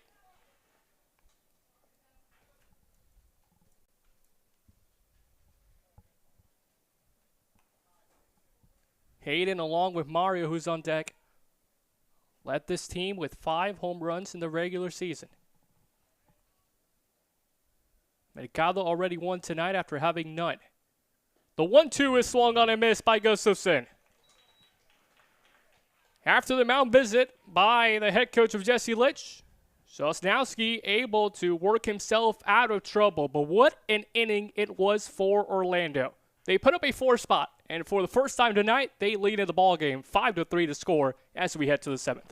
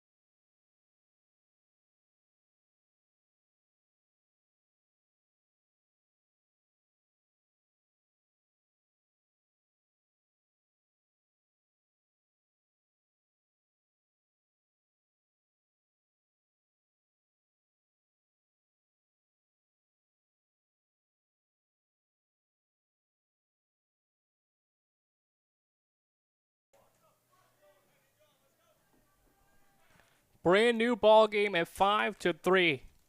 So glad you're with us for this top of the 7th. It's the first pitch delivered from Tyler Garcia to Manny Santana. Misses for ball number 1. Santana, not happy. Thought that pitch was a little bit too fast for his liking. Yeah, absolutely. For the Rats, as he fouls that one off, looked like it could have been down to first base. For Manny Santana, and the Rats, they're looking to make up some lost ground. The bats were alive for so long. They were able to score 2 and then knock another 1 run back in the 3rd. But they are only down by 2 runs. There's plenty of baseball left here, and if they can get ahead of Snappers pitching, they already could hit off Garcia. Right back to Tyler himself. Jocks to first. Throws over. Mercado's there. 1 down. The 1-3 put out certainly won't help him, but Cooper Pittman, again, reached on the single, struck out his last time up, and if it wasn't for that base running mistake, would have had an extra run on the board.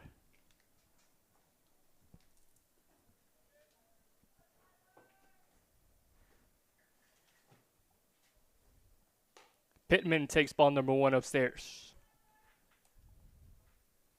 Cooper, 1 strikeout, 1 hit, 2 at-bats. He's 1 for 2.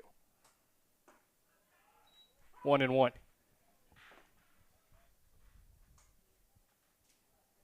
After this, the lineup switched over 1 more time, and Khalees will step in for his 4th time. There's ball number 2. Last time Khalees was up, he walked. 2 walks today and only a single back in the 1st inning.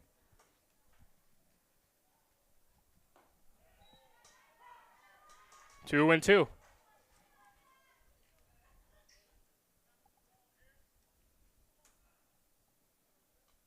Pittman trying to stay alive. Garcia delivers. Pittman pops it up. Playable. Garcia gets out of the way, and Mercado corrals it in his glove. 2 down. Now batting for the River Rats, number 2, Braden Khalees. Again, a tight fly ball between Garcia and Mercado. We've seen him a lot today throughout the infield. Playing through that pocket, it's a dead zone on the field, as I like to call it. And for Mercado, great calling off Garcia, who kind of has this weird view of it coming off the mound. Able to get the out. Khalees dodges out of that one. Ball number 1.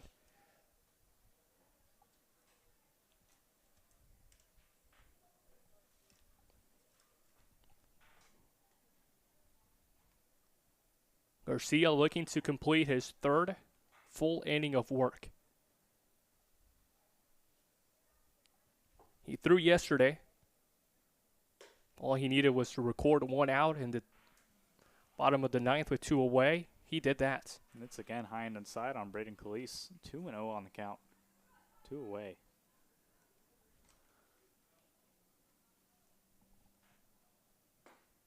Strike number 1.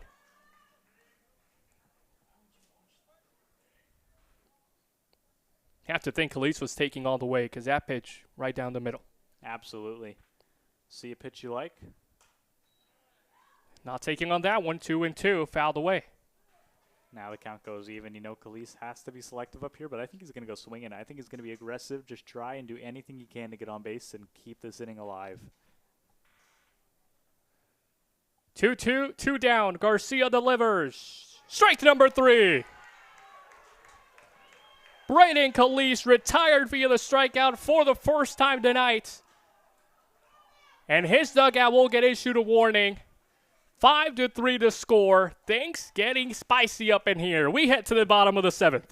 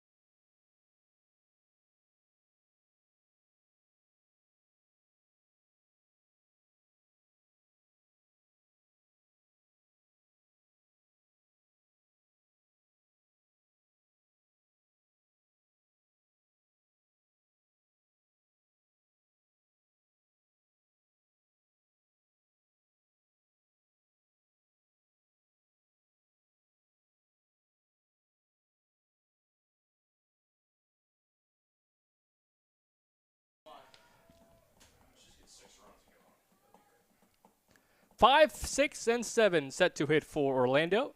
Travella, Walburn, Gwynn. Johnny back on the mound. He was last inning, and now he gets replaced. Yeah, Caden Lopez coming into this game. Throughout the season, 10 games, .79 ERA through 11 innings, 19 strikeouts, 8 walks, and 7 hits. He's got 6 saves as well on that slash line. Last time we saw him, July 23rd, against Deland. That was the 10-3 win. 1 inning, 1 walk, 2 strikeouts, and 4 batters.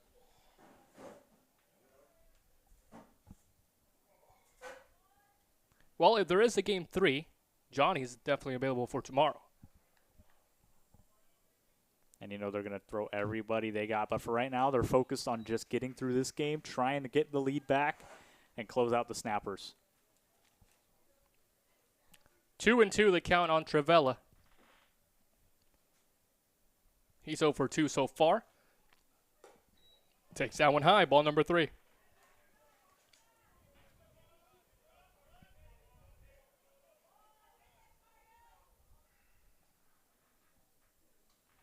Here's a full count by Lopez. Mario spoils it. Good pitch to swing at there. A little high in the zone, but he's got to be protective now on the 3-2. Looking for anything close. You want to keep this momentum going if you're the Snappers. Full count again. That one just taken wide. Leadoff walk for Mario Trivera. What a patient hitter. Absolutely. So patient at the plate. Really worked through the count with Lopez, who was throwing some pretty nice pitches. But the pitches that weren't close, he was very calm, didn't swing, didn't think about chasing, really didn't even move a muscle. Perfect at bat for Trevea. So there is speed at first, power at the plate. Auburn looking to avenge an 0 for 2 start offensively. There's strike number 1.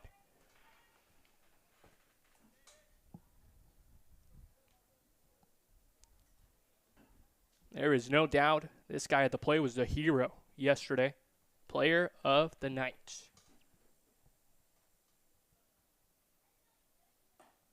Takes a look at strike number 2. Had a home run last night. Of course, we've talked about that. But you forget his other hits he had last night. Some very crucial hits that scored some more runs for the Snappers in that game. Trevella, small lead. He'll stay put. The 0-2 is taken for ball number 1.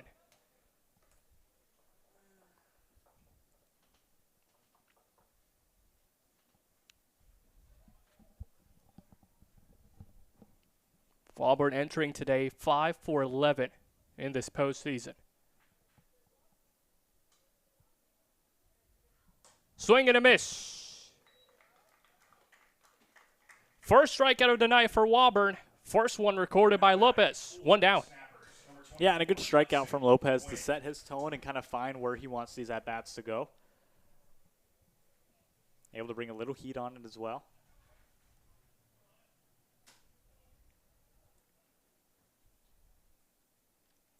The middle half of the order, 3, 4, 5, and 6, yet to record a hit for Orlando. Hudson Gwynn takes that one below the knees. And usually that's the part of the lineup that really delivers the most for the host tonight. Yeah, you always want your middle of the order to be just as good as the top of the order. You want to kind of disperse your power and your contact throughout the order, and the Snappers do a great job at that. Gwynn does a great job at taking ball number 2. And someone just got tossed from the River Rats dugout. We'll have to see. It wasn't the dugout. It was Braden Kalish just got tossed from the field. Braden Kalish says, I didn't even say anything, and now Jesse Litch is coming out. Well, originally it looked like the home plate umpire talked to the dugout about it, but it will be Kalish exiting the ballgame early, and Jesse Litch fired up trying to defend his player.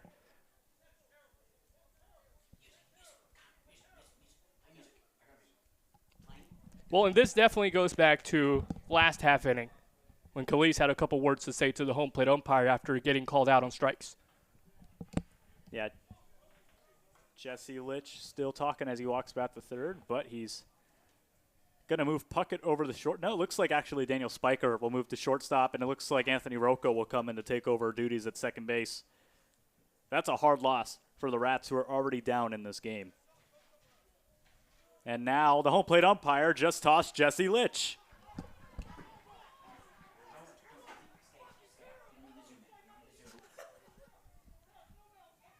Well, some more extracurriculars going on the field. Jesse Litch trying to get his money's worth. And for Sanford, this is a situation that they have not been in too much at all this season. They finished the regular season 26-3. They are down 5-3 in the bottom of the 7th. And the inexperience of being down for the second straight ball game in the championship series is starting to show.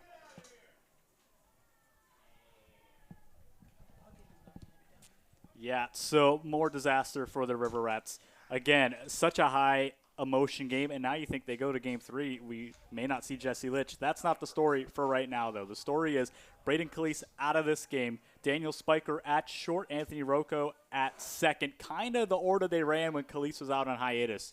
But tempers are flaring in this game, and you wonder how this is going to play into the emotions of both of these dugouts. The Snappers know they're under the Rats' skin, and the Rats maybe looking for some sort of revenge here. They lost their coach. They lost their starting shortstop.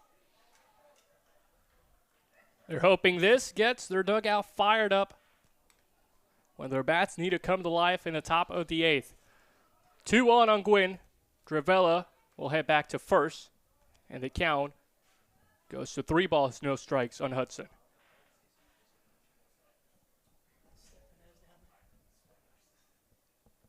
Hudson 1 for 2 tonight, came around to score just an inning ago. 3-0. Takes ball number 4.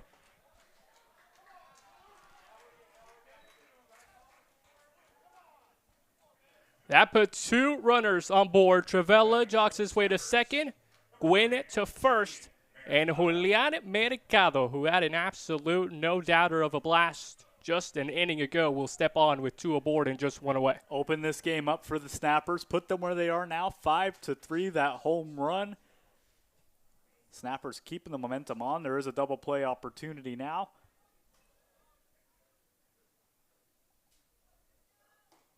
Mercado takes slow. Some struggles by Lopez on finding that strike zone.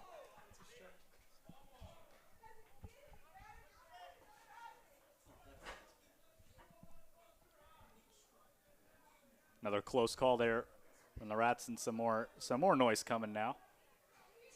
Well, their fans have been traveling, and they traveled well today.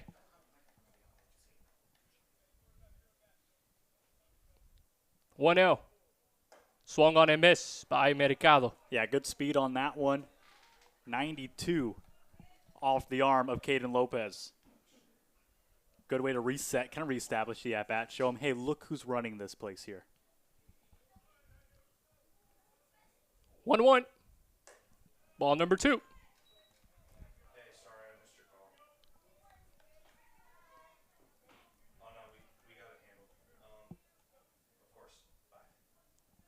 Bye. Mercado, 2 RBIs. His bat has come to life in postseason. 313, his batting average. Ball number 3. Very patient right now at the plate. These are the at-bats that have propelled the Snappers to where they are now. Being patient, they know the Rats are a little hit or miss on their command, so when you let those bad pitches go by, it really opens up the at-bat, and you see a lot more pitches that way. 3-1, and Mercado takes it inside, and the bases are full of Snappers. And with only 1 out now, Coach Brian Ward, the assistant coach, is at the helm of this team. No Nick Goody today. He is out for the rest of the season. There's one man in that dugout to run this place, and he has to coach third. He has to pay attention to pitching. He's got to tell hitters what to do. And now he's come to talk to Lopez. It's a one-man show. It is a one-man show. Well, this inning hasn't yet gotten away from Lopez, but it's certainly getting to that point. Bases loaded, Bersinski at the plate, just 1 out in this frame.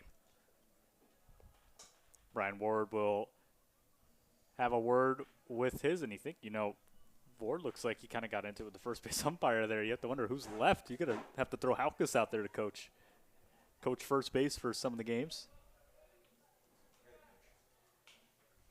Dawson Mock not available for tonight. Maybe he can start coaching. Well, certainly a great coach, too. This guy's had a great season. He sure knows a thing or two about the Snapper squad. Played for the Snappers a couple years ago. My fear is he might get thrown out as well. Well, no need to harp on any more of that as we look at where the Snappers are. Bases loaded, 1 away. Then it looks like something to do with the outfield now. The second base umpire is going to come talk to the first base umpire. Brian Ward now coming out alongside the third base coach. It looks like the head coach for the Snappers is walking back, and now there's a bunch of confusion on the field here. Well, Christian, this is postseason baseball at its finest. Not just postseason, championship baseball, game number 2. And the center fielder of King looks to be down, trying to get something off the fence, potentially. Yeah, that looks like Cooper Pittman out there in center field. I'm not quite sure what's going on out there right now. We originally thought an outfielder was thrown out. Then we thought maybe the Snappers head coach was thrown out. You saw Brian Ward also walking out there. And now it looks like we got a snapper out there as well. What's a snapper? That's at second base running. Hudson Gwynn. Yeah, Hudson Gwynn is also, it looks like something, maybe a snake? Some sort of animal, maybe? I'll tell you something. If it's a snake, any sort of animal, Hudson Gwynn is the perfect guy for that.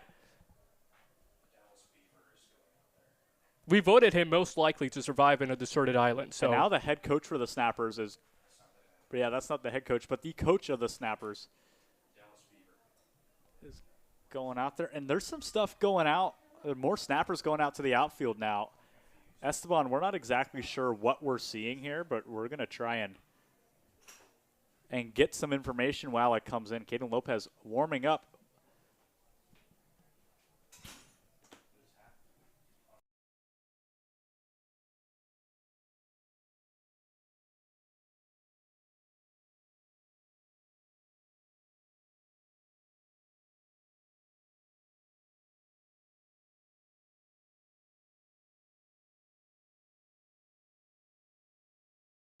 All right, Esteban, we have our story.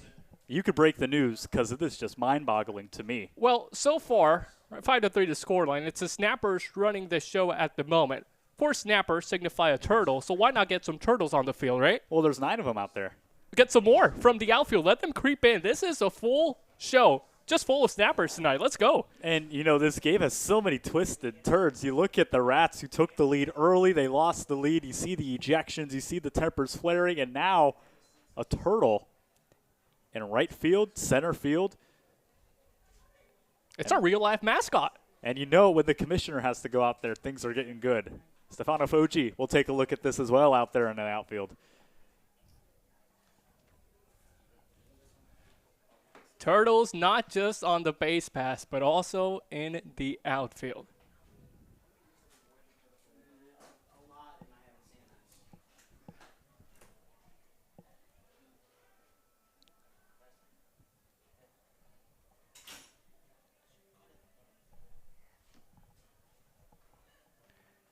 Well, it looks to slowly the game might be starting back up. Now just some friendly chit-chat between both of those teams near second base.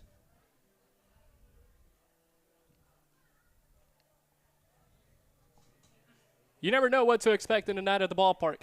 Yeah, you never do, especially, you know, if you pay attention to our social media, some crazy things have happened in Game 2s in Florida Collegiate Summer League history. Walk-offs, so many crazy things. Never a turtle finding its way onto the field. He heard the snappers were hot. And I'm not sure if Hudson Gwynn was the one who took care of that turtle, but it looks like they're set to get back underway. I wouldn't be surprised. That is Hudson Gwynn for you. Why not to add to the drama, right? Our PA guy did say before national anthem, it's time to snap, snap, snap. The turtles are snapping. That is true. And whoever wrote that in the PA is an absolute genius, by the way. Feels like a sneaky shout-out to yourself, Esteban. Maybe that's what it is. Bases loaded. Persinski at the plate, and he will deliver. Towards the right side, a running fiesta for Orlando. Here's the throw. Won't make its way home. 2 more runs. 7-3 the ball game. Austin Persinski, have yourself a postseason. Austin Persinski, got to be MVP candidate for the Snapper squad if he's not already the MVP. 7-3, a 4-run ball game. Esteban, just a few weeks ago, this River Rats squad dominated the Snappers. Well, they beat the Snappers every time these two teams faced off against each other in the regular season. Here's Irizarry. This one skips away from Babbitt. And everyone on the base pass, Brzezinski the second, Mercado the third. They'll all advance 90 feet. And the River Rats continue the longest inning they will ever play this season. The 1-0 on Daniel. Thought about going after it. He didn't. 2 balls, no strikes. Well, we saw turtles already. Are we going to see rats show up? Well, we hope the rats show up, of course, but I'm not sure what the ecosystem is out there. You know, there's some forest back there. I'm sure there's some mice hanging out if that's close enough. Maybe a squirrel. They're all welcome. At least for a couple seconds. And we just got a picture of those turtles, by the way. Tiny. Not at all what I imagined. Hand-sized. 2-1. Irizarry, big swing, big miss. Even count. On the 2-2, Caden Lopez. This is the at-bat that he needs to close out here. Get this guy, get the ground ball, get the strikeout, whatever you need to do to get out of this inning. 2-2, 2 aboard. Irizarry skies it in the air. Tailing back, out of play, foul.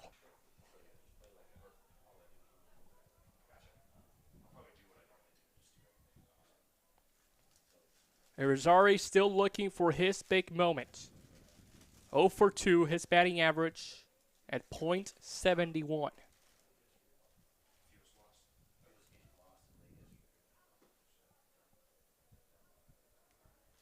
He's got a chance to make his mark right here. 2-2. Takes it high. Yeah, 3-2. This is certainly an uncharacteristic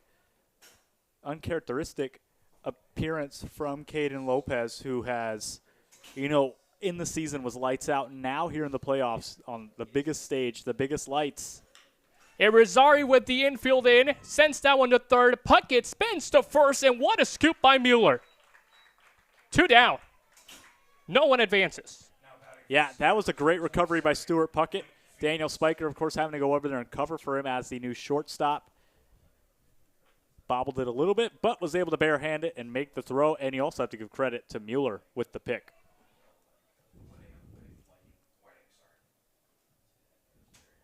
A huge grab by Puckett at third. Huge scoop by Mueller at first. 2 down for the top of the lineup in Blake Fields. Ball number 1. Babbitt keeps it in his glove. And the short catcher has that vertical behind the plate. You rarely see a catcher who could so easily jump up springy like that. But for Babbitt, he's able to jump up and be springy. Keep the ball in front. Down the middle. Blake swung on and missed. 1-1.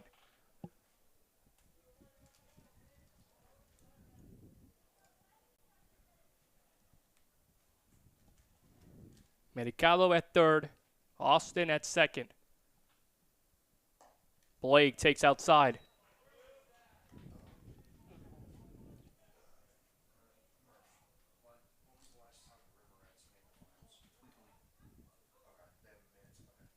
Lopez trying to send us to the 8th.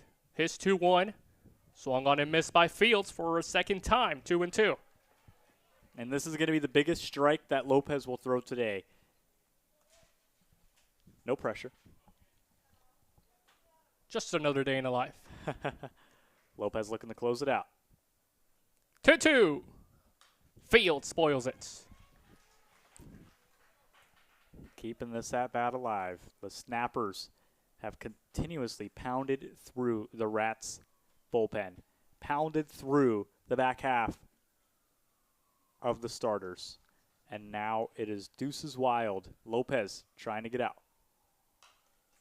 Fouled away. We'll do it one more time.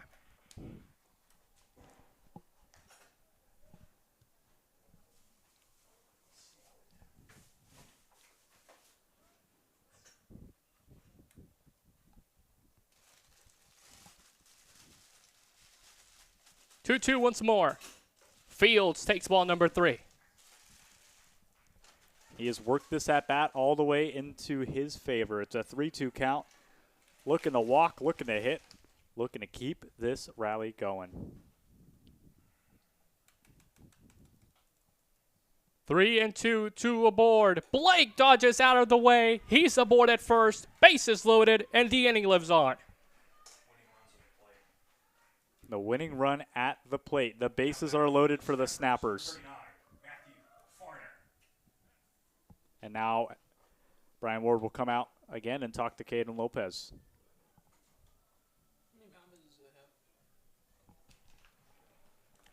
Another mound visit for the River Rats, and this time they will actually go to their bullpen. Yeah, it will be a personnel change. Another man coming out of the bullpen. So that ends the night for Lopez. He leaves the bases loaded. Winning run of Matthew Farner at the plate. And guys, this one's for the championship. We'll be back.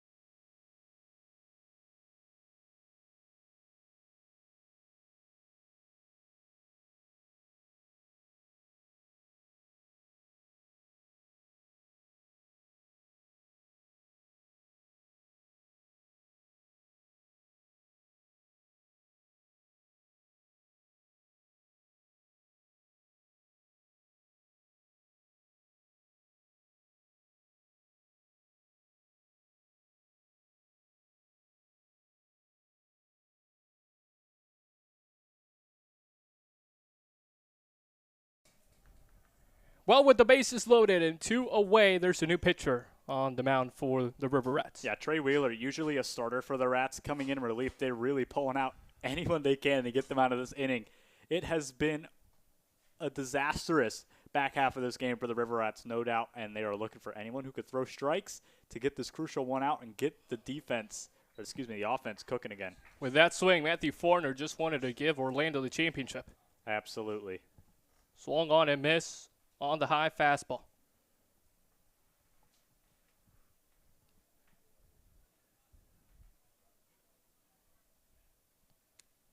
The 0-1 to Matthew. Swung on and missed again. 0-2. Yeah, he knows it for sure. He's looking for a big swing here. 0-2, 2 away. That approach will have to change. With 2 strikes, no balls, 2 down, bases loaded. Here's a pitch. Farner skies it in the air towards right field. Looks to be playable. Back at the track is Lopez, and he has it safely in his glove right in front of the warning track. Yeah, the Snappers put on a show of offense these past 2 innings. It was a close one out there. Lopez at the warning track. That is only 3-10 out in the corners. Very close. The Rats are due up next. They're missing a couple guys. They'll have to rearrange, readjust, but it's go time. Brand new ball game, 7-3 to score. We head to the top of the 8th.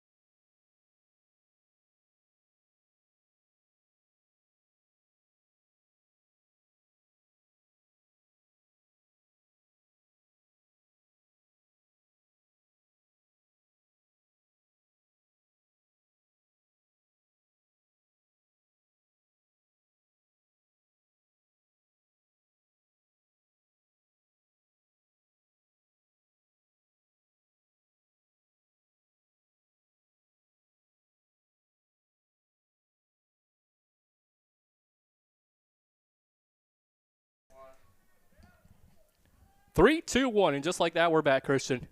Top of the 8th to Foreigner, who has some trouble, and that one bounces off his glove. Lead up base runner for the River Rats. That's what they need. Yeah, a big error there, to start off the inning. Although this game's 4 runs apart, for Foreigner, you got to clean it up. You're only 1 run away from winning this cup.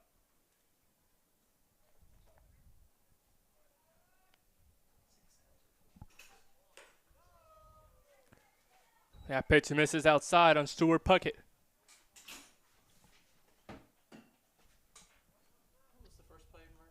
Puckett 2 for 3.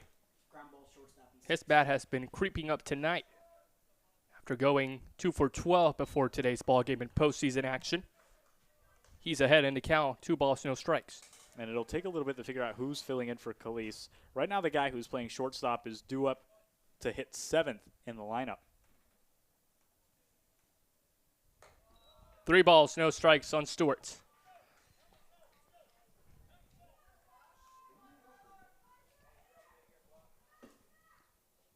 Brian Ward standing at third base. You got Nico Halkus at first base. I called it. Been the first base coach for about 2 weeks. Wow. He might get promoted tonight, actually. 3-1 count. King stays at first. Puckett had the walk, but couldn't lay off the fastball inside. 3-2. Yeah, that was ball 4 right there on Stuart Puckett. Jammed him up. He wanted to swing. He wanted to get that run in. Now makes the count full with King on first.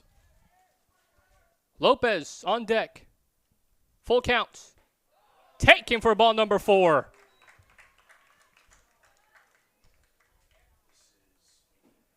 Two guys aboard for the middle of the lineup, and Xavier Lopez.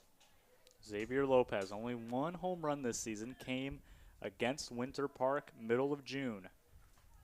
Since then has been injured, in and out of the lineup, took some time off. Back here in the postseason. Takes ball number 1. Lopez and Garcia know each other really well. Haven't necessarily played against each other too much, but they're pretty good friends. You could say so. Garcia's also a friendly guy, Extremely friendly. Here's the 1-0. Swung on a miss. Game show. Offered to shoot it for us. Even took some pictures of us. What a great guy to be around. Oh, yeah. He's trying to go to work. 1-1 taken for a strike. That's 1-2. Another close pitch there. 1-2 on Lopez, who's looking to produce.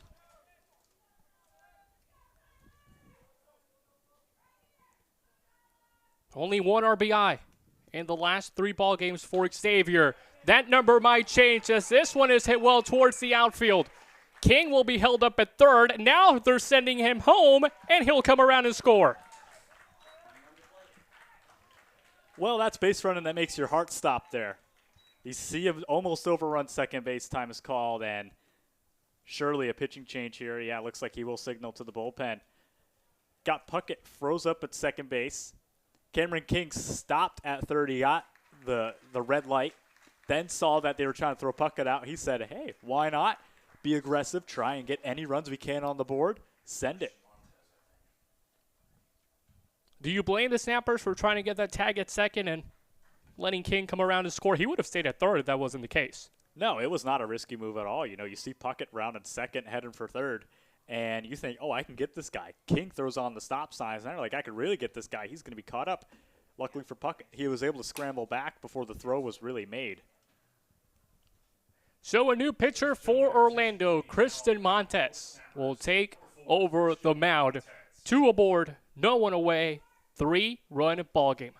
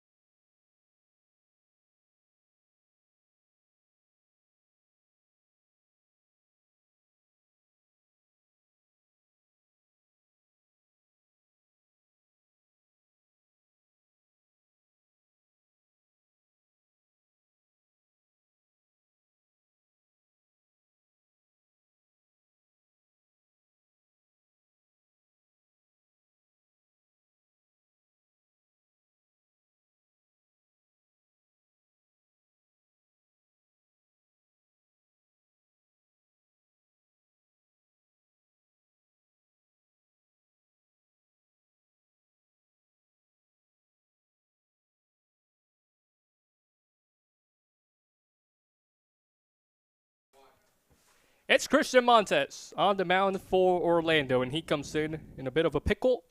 2 aboard, no one away. Yeah, don't forget Esteban as well. The tying run is now at the plate.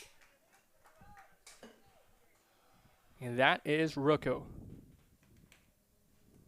who's ahead in the count, 1 ball, no strikes.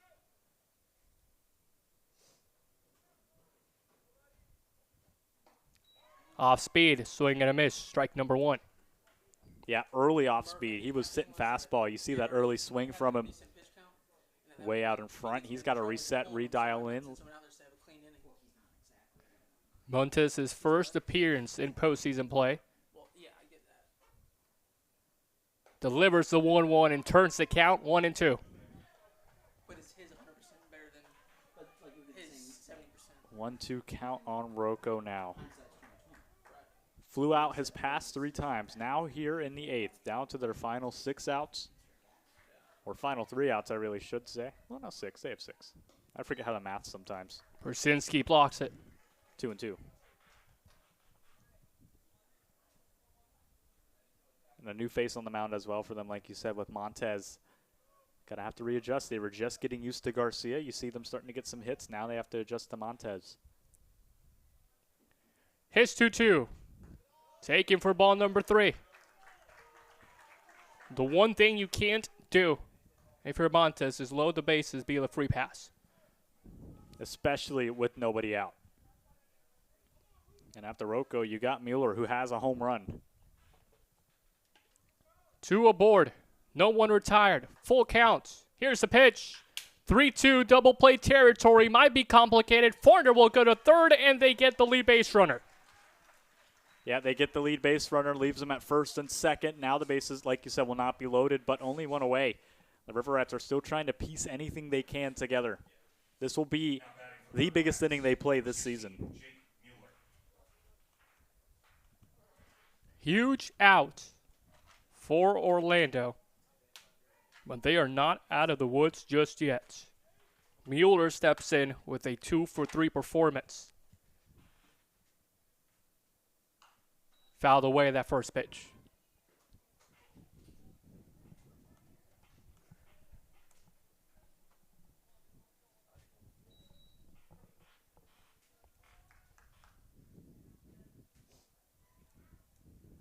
Mueller more hits today than in the 3 games he's played in the playoffs combined.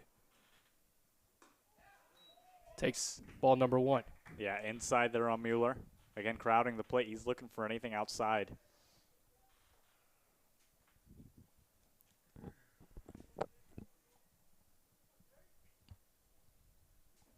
One by Montes. Mueller takes it. Brzezinski blocks it. Good block by Brzezinski as well, trying not to advance any runners. Kept it in front of him. Took a good bounce off his knee there, too, as he had to move over to his right to block it. That's a huge reason why he's back out there again. 7th straight game behind the plate for him. Yeah, and he's not showing any signs of fatigue either. He is all over the ball. Same mentality as game 1 of that 7-day streak. 2-1 to Mueller. Ball number 3. Montes struggling to pound the strike zone.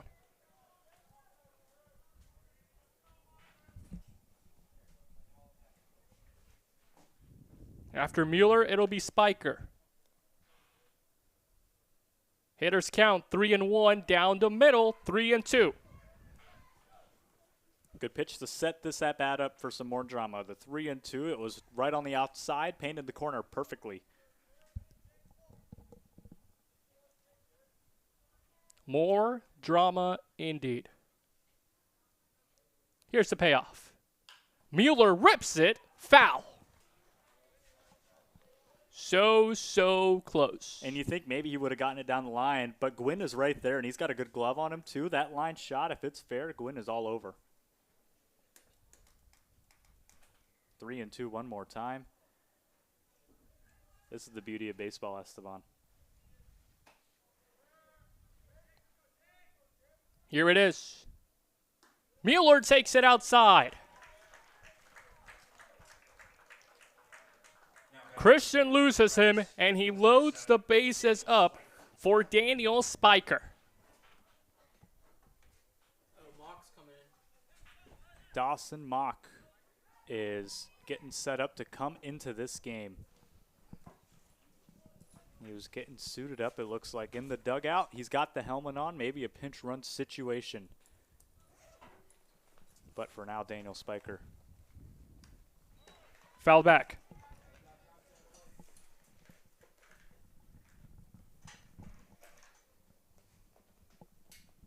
What pitchers does Orlando have left, Murph? Not many. So I'm sure that played well in Garcia. And it is going to be a pinch runner, although it is not Dawson Mock. 11 runner at first. And Jacob Riegel, who is a pitcher. Jacob Riegel, the pitcher, the starting pitcher, the opening day starter for the River Rats, is pinch running at first base.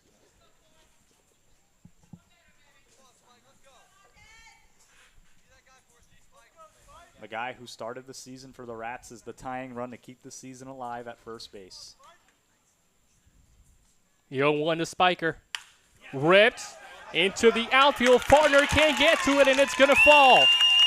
1 run will come in to score. Here's the second. Mercado doesn't let that one go home and make it a 7-6 ball game.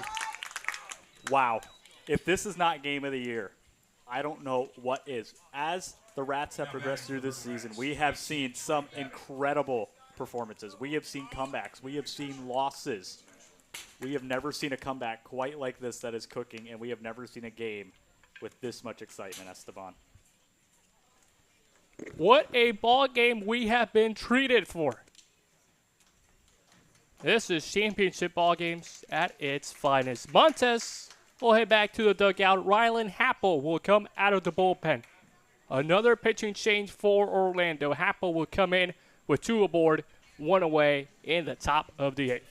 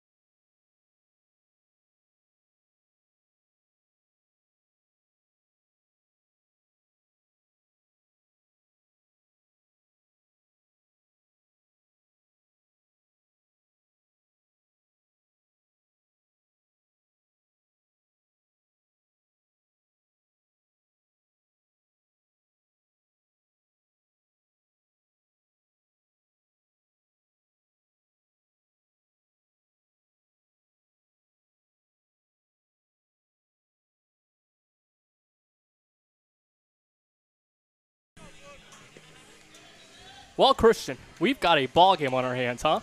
Yeah, you are absolutely right. Look, it's been up and down this entire series. The Rats lost yesterday. They were unable to come back. Now, things are starting to cook. Trey Babbitt will lead off after the 2 RBIs from Spiker. He's looking for a hit tonight as well. Ball number 1 from the new pitcher, Rylan Happel. Happel started as a bullpen guy. Halfway through the season, has been called upon to start ball games. He will make his second appearance of postseason action. Big swing at a Babbitt. You know he's looking for a hit. He's gone 0 for 3 so far tonight. He is looking for something big, and a shot right here for him. Tying run on second base. 1-1. Babbitt fouls it back. 1-2. And look who's on deck. Yeah, Dawson Mock. The guy who broke his thumb yesterday sliding in the 3rd. Thought he was going to be a snub from the lineup, but man, oh man, what a story. 1-2 pitch to Babbitt. Fouled away. Count remains. Talking to Mock before the game. Said, Mock, how are you feeling? He says, I'm feeling all right. I said, you going to play today? He says, I don't know. A little later, Mock, how you feeling? Feeling good. If this game gets close, I'm coming in. Then he walked away.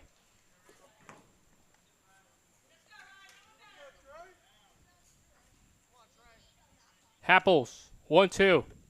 Babbitt to 3rd. Gwynn is there. He'll apply the tag. Touches the bag. 2 down. 2 down. And potentially the man of the hour and the man to try and do this for the Rats, Dawson Mock. Now batting for the River Rats. Pinch hitting. Do you believe in fairy tales, Esteban? Hey, the former snapper has something to prove. 2 seasons with Orlando, 2023, 2024, but 2025 has been his breakout year. First at bat of the night, and a huge one of that. Ball number 1. He's hitting in the cages earlier, had some pretty nice power, just trying to be easy on the thumb. 2 for 3, a night ago. Swing and a miss. Hit .405 in the regular season. 6 doubles, 30 hits, 2 long balls.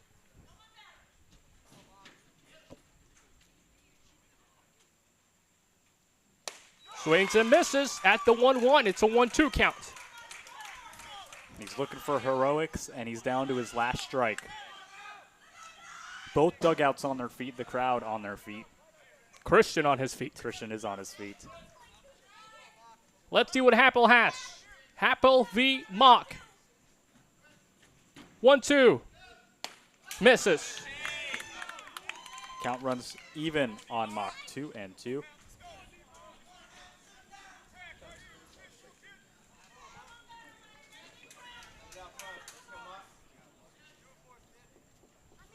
Even count.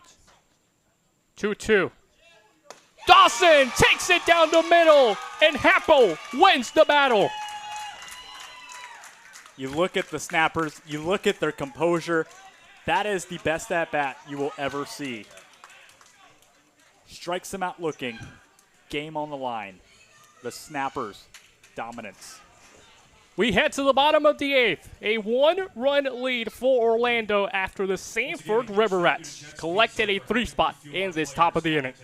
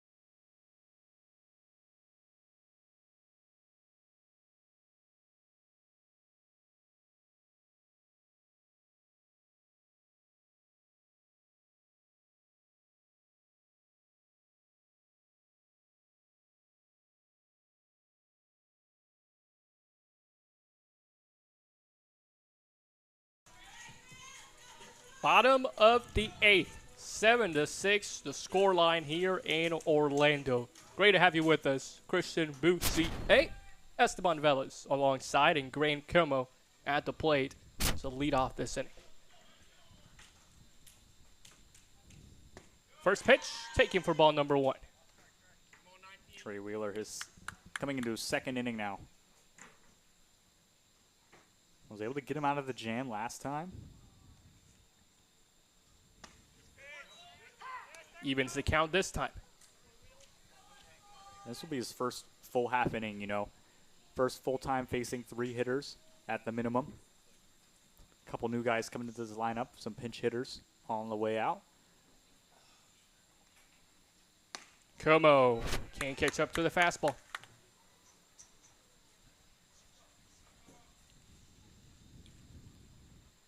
Grant Como has been kept at a minimum tonight offensively. He's 0 for 3. 1-2. Foul back. Good way to stay alive. Good pitch to stay alive with. Get the swing off.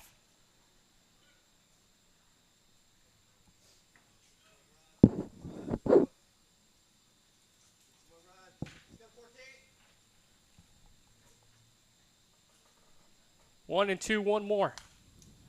At least once more now. This is an Orlando team that they love to take a lot of pitches. Most importantly, they love to foul a lot off. Yeah, we've seen that a lot tonight, really working the counts as Wheeler has to tie his shoe. Working these counts on these Rats hitters. They're dragging them out at least 5 pitches at the minimum, it seems like. We've seen at-bats get into the double ditches on the pitch count. Let's see what Wheeler has in store for his 1-2 pitch. Here it is. Como likes it in the air towards left. Pittman going back. So is King. Nothing they can do about it. And Mr. Como, You knew it was hard off the bat.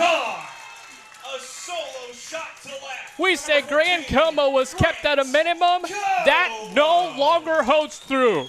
First run of postseason play, 8-6 the game. And now Trey Babbitt is getting into it with Grant Como, and Como has some words to say on the way out, and Babbitt talking to the home plate umpire now.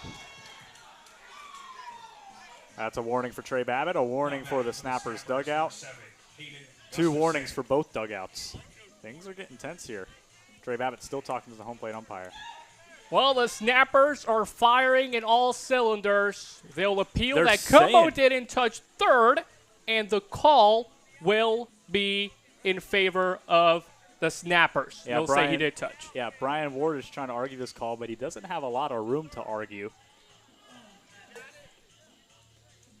They're saying he didn't touch the base.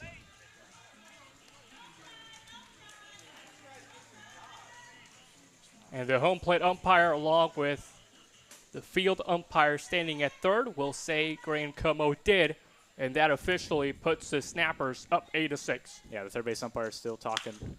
Hayden Gustafson to center. The rally continues with no one away. We like offense. So do the River Rats. So do the Snappers. It is an offensive showdown here. It took a while for the Rats to come alive, but the Snappers continuing to keep the pressure on. And now Brian Ward will come out and talk to Trey Wheeler. They have some guys up in the bullpen. Brady Apple was getting warm.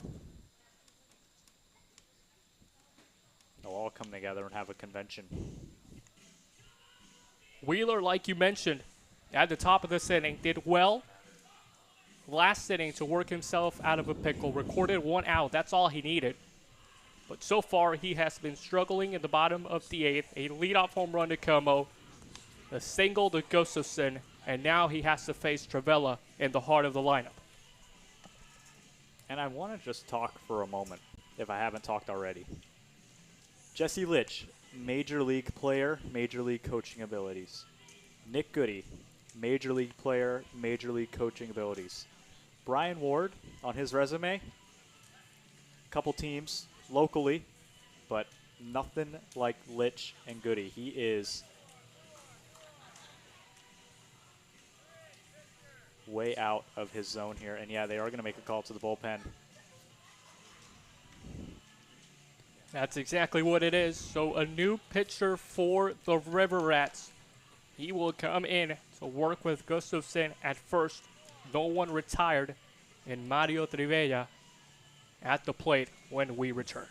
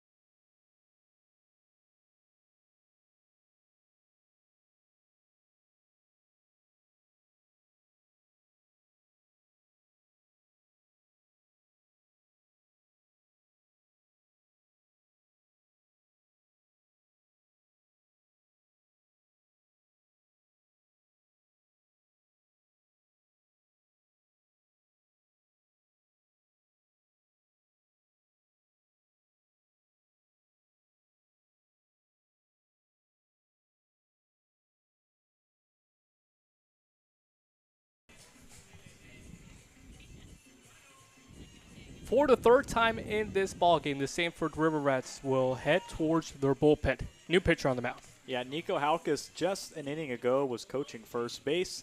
Had to pull him. They put out Austin Waring, the coach first base, while he got warmed up in the bullpen. We saw Waring go out there, and we thought, hey, you know what, try something new. But Halkus warmed up, ready to go. He's made a couple relieving appearances for the Rats. Travella welcomes him to the ball game. A shot towards left. Gustafson has wheels. He's trying to make his way from first to third. Here's your throw. Hayden is safe. It's a tight play at third base. The Rats dugout again saying wow as the offense continues to pound on him. Second and third for the Snappers. He got around the tag and was able to swim through. There's enough electricity in that Snappers dugout to power a small city. O-City. O-City. The 407. The infield for Sanford comes in. Gustafson 90 feet away. Travella 180. Here's Walburn at the plate. Curveball taken for a strike, not handled by Babbitt. He was just as fooled as Walburn was. Babbitt calls time, checks on Halkus, who just checked into this game. An early visit.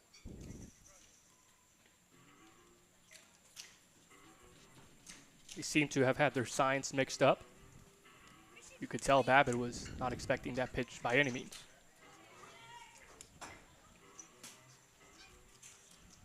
Huge opportunity for the hosts.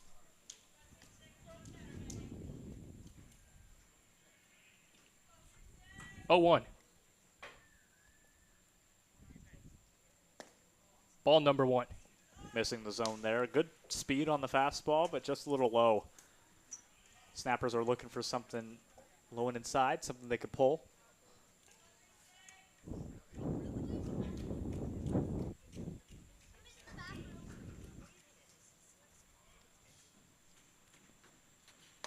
Misses outside. Ball number 2.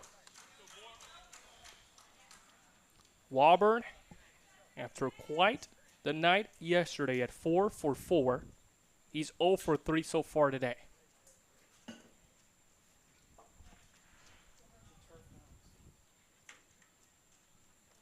He's got a 2-1 count. Halkus delivers. Walburn takes it, and it's strike number 2.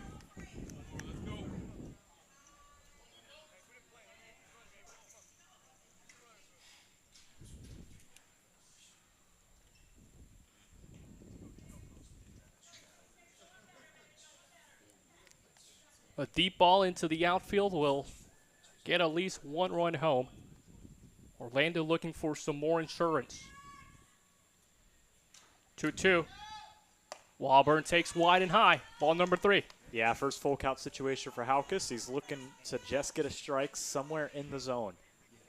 He needs to trip up a Snappers batter. Walburn is going to be disciplined, but if he gets something close, there's a chance he could swing and chase or watch it go by. Just got to throw strikes. Hudson Gwynn is on deck. 3-2. Walburn fouls it back. Again, staying alive. Another at-bat that goes past 5 pitches.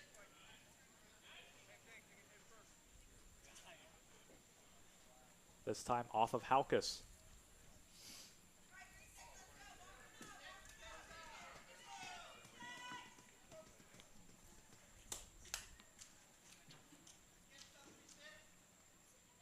We'll do the payoff at least once more. Here it is.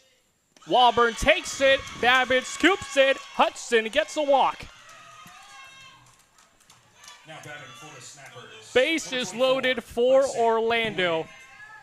And it's a power bat at the plate. It's Hudson Gwynn. No outs, bases loaded. This is the dream situation for the Snappers. Gwynn was more than fired up when his former Louisiana Tech teammate, Graham Como, led off this inning with the homer. He's trying to get that fired up and that just enthusiasm at the plate and crush this ball. But he's also patient. Ball number 1. Yeah, Halkus outside on that one. You're going to see a lot of patience out of him here. That's a big at-bat. They have a lot of room to wiggle. Like I said, no outs.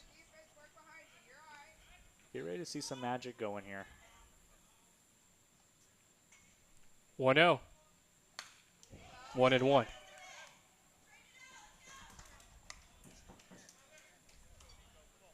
Something that Orlando has been doing very well in this postseason is not letting the moment get too big for them.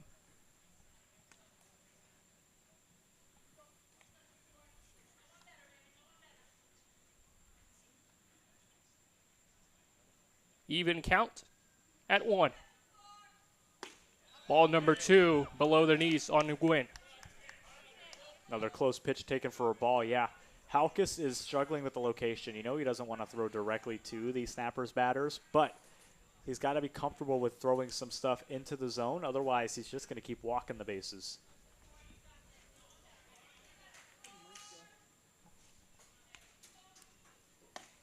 That's a strike right there. Hudson didn't like it. It's a 2-2 count.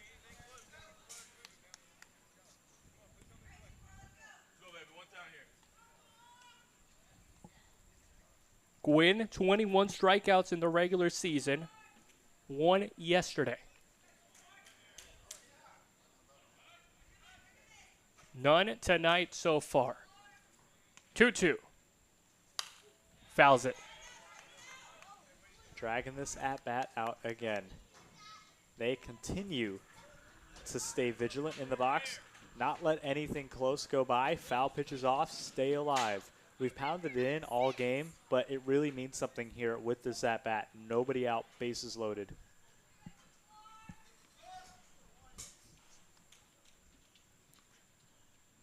Two. Gwynn gets hit by the pitch, but the home plate umpire will say he leaned into it, and Hudson's not happy with that call. Yeah, head coach going to have to get him in the middle of this one, and now here he comes. Don't cross the line there. It's going to get close here. We already seen one coach get thrown out. Yeah, he'll walk away from that one. They're going to say he leaned into it.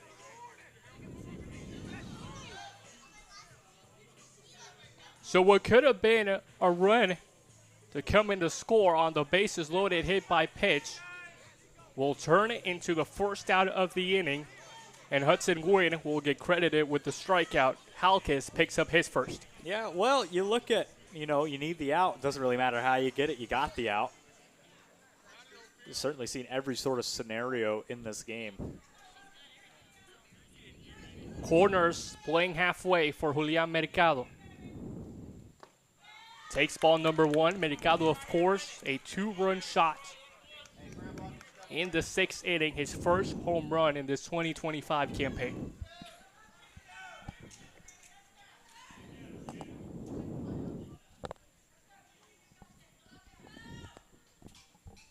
Halkus is 1-0. 2 balls, no strikes. Mercado lays off. Yeah, same situation as last time, struggling to find location. And although he hit the guy last time, he's not looking to do that again. He's trying to avoid the zone, and he needs to focus on finding the zone and just throwing to these batters. He's going to miss the barrels with the speed. He's got to trust the defense a little too. That's a strike, inner half.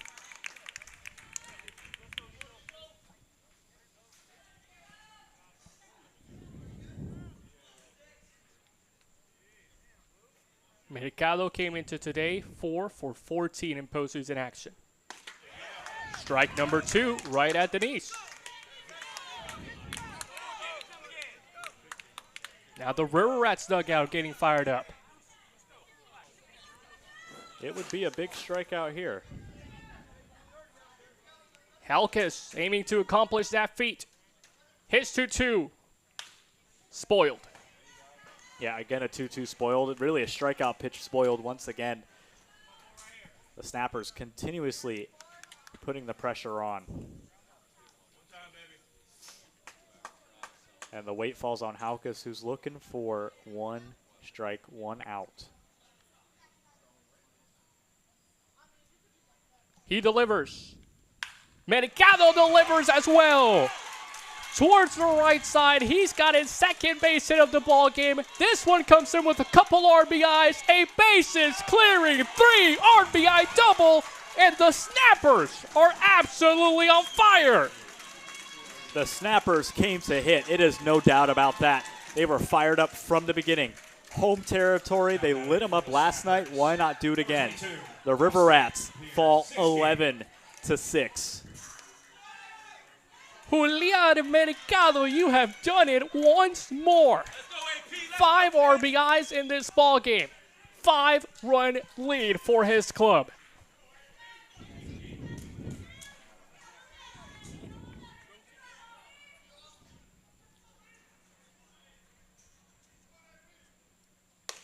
Bersinski takes upstairs.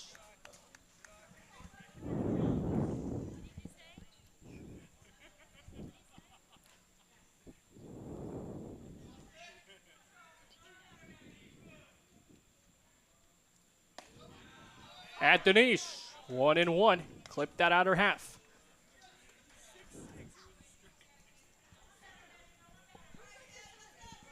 The Sanford River Rats have not lost back-to-back ball games, not even once in the regular season. Persinski skies this one. Shallow right field.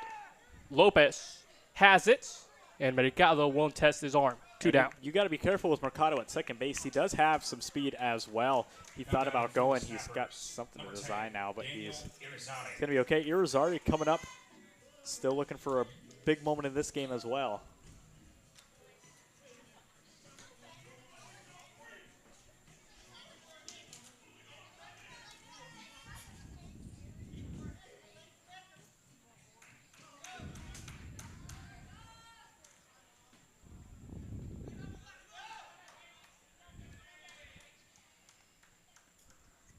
First pitch to Daniel. He takes it, 1-0.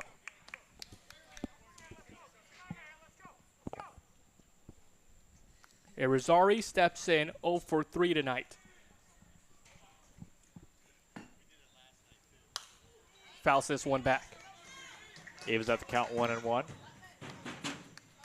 Halkus, although he got his first strikeout, I think he's looking for one a little more, what's the word I'm looking for? Original, I guess. You know, after that one awarded from the umpire, he's looking to get one on his own.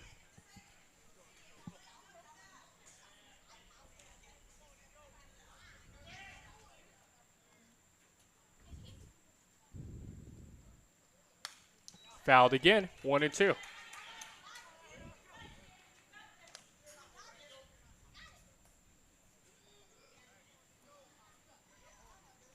After Irizarry, it's the top of the lineup. Set to hit for Orlando.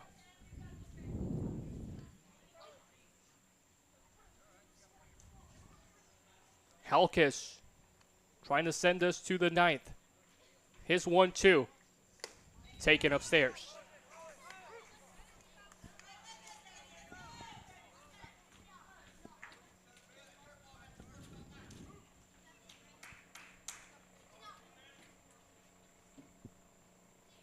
You got to watch that runner at second as well. He's looking to take third. Watch the hit and run. Irizarry takes a look at strike 3. He strikes out for the first time tonight, and Halkus doesn't necessarily work himself out of a jam untouched. 4 runs given up, but it's only a 5-run lead, and for the River Rats, that's really nothing compared to what they've done this season, Christian. Yeah, absolutely. The Rats still have 3 outs to play with. The Bats were heating up coming into this inning. They were shut down. Of course, the Snappers scored some runs. This final 3 outs will be crucial and obviously make or break for the River Rats season. And for the Snappers, they can't get too antsy. They have that trophy in sight. They could smell it, but they got to stay calm, cool, collect themselves, play baseball. We head to the top of the 9th, 11-6 the ball game in Orlando.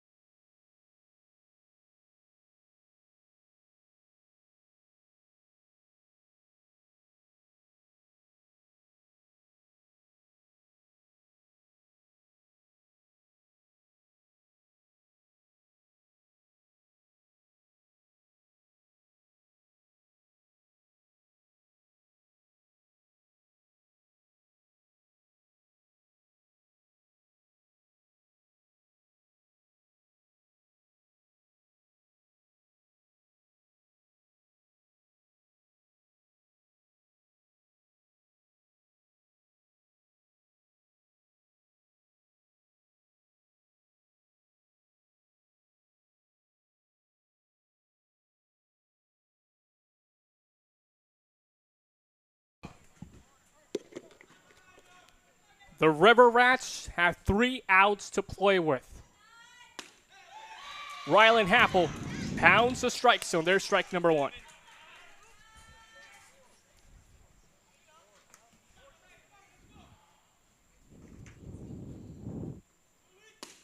Strike number 2 on Pittman. Happel aggressive. And Pittman, when you're down like this, you just have to swing at anything you can, anything close, get a ball in play. That is all you're looking for. The Snappers are trying to shut them down, but the Rats have to keep hitting. Ball number 1.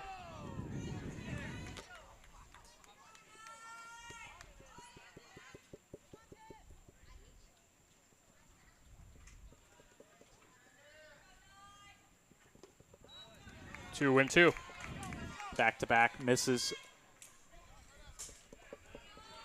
It's a really delicate situation here. You could cut the silence, I mean, with it's such an eerie vibe around the ballpark. Pittman stays alive. As soon as everybody gets set up, you can hear a pin drop. Nobody's fans, whether it's the supporters, the away team, they all go silent. 2-2.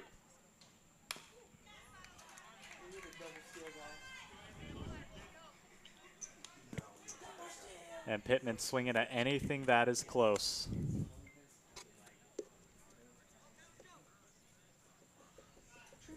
He needs to protect in this situation right here.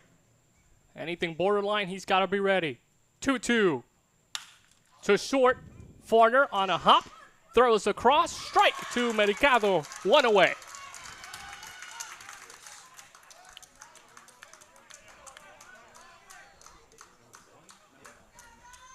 You look back at the season, and you look back at how everyone's got here. The River Rats, dominance, the best regular season team in league history. You look at the Snappers, not too far behind them, but now Brian Ward is talking down on the third base line with the umpires.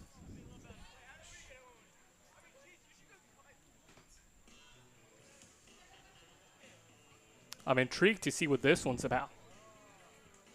Yeah, you could never be too sure, and you think they're running out of coaches. They toss Brian. You have to wonder who they're going to let coach.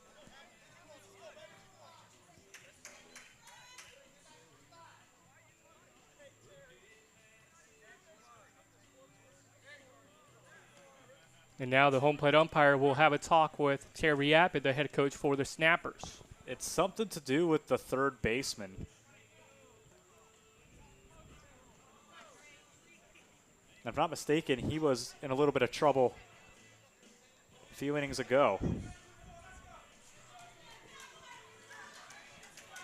Looks like he had some words to say to the Sanford dugout. Terry Abbott wanting none of it with his third baseman. Drake Harmon will settle into the box.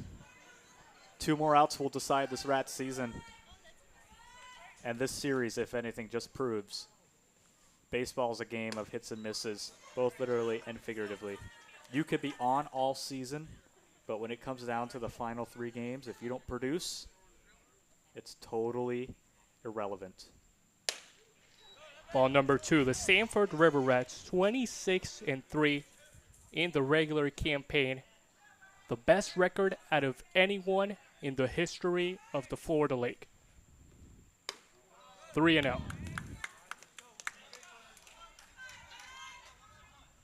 Orlando, they finished in second place, 8.5 games back of the River Rats. Strike number 1. Big strike on Drake Harmon. They're coming in dealing. They want to get through this game. They don't want to give anybody a chance. Pittman takes a look at strike number 2. He thought he had ball number 4. Yeah, Drake Harmon was certainly looking for ball number 4, and it makes the count full, 3-2. Happel looking to get the second out. Here's the payoff. In the air, towards left. Walburn calls for it near the warning track. He's got it. 2 down. The Snappers 1 out away from rewriting history. Number 35, Cameron King. comes down to Cameron King. Looking to get on base.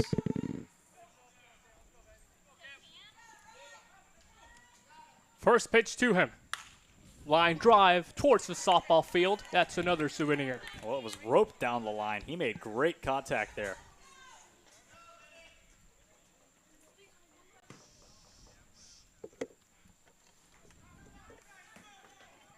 Happels 0-1. King takes 1-1 to count.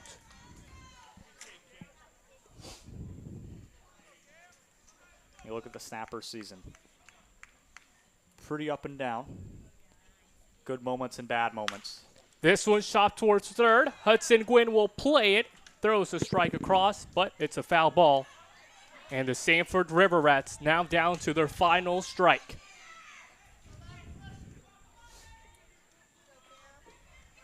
No two teams more deserving to make these finals than the Snappers and the Rats. What a ride it has been for both of them. Orlando looking for the chip. 1-2. Fouled away. It's a gutsy swing by Cameron King. He made contact on it, hit the backstop. He'll do it again. You have to wonder what it's like to be in this kid's shoes right now.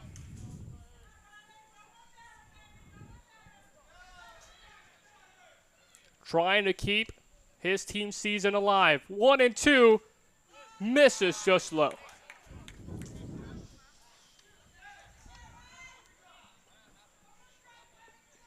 Well, with that, they still fall to their final strike. The deuces are wild here, Esteban, for one last time. 2-2. 2 away for the chip. Swung on and missed. It's celebration time in O-City.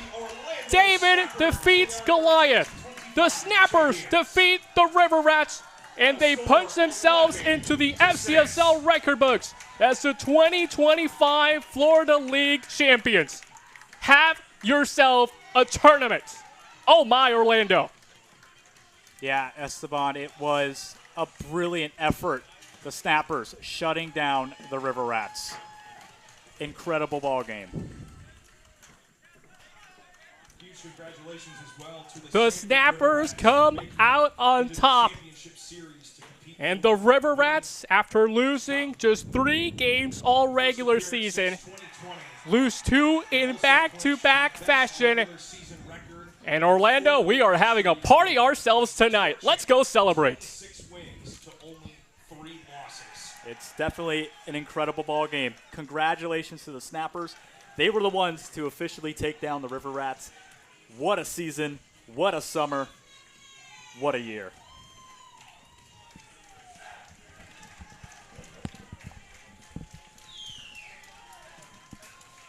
And now it is the moment they've been waiting for. It is trophy time. Home plate, as president of the Florida League, Stefano Foggi will make the trophy presentation. Well, the Florida League president of Stefano Foggi will have the honor of handing the Snappers their 2025 championship trophy.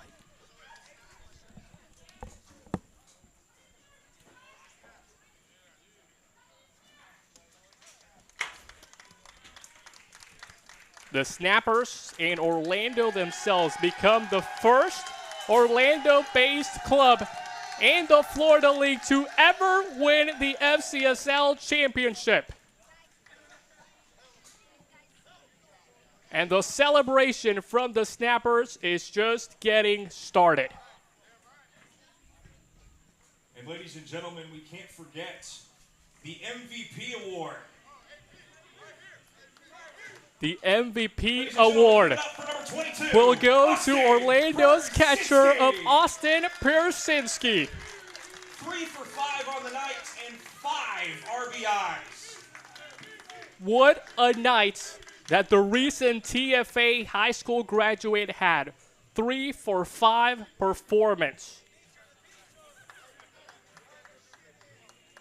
2 RBIs as well. An absolute gem from a guy that's caught 7 straight ball games.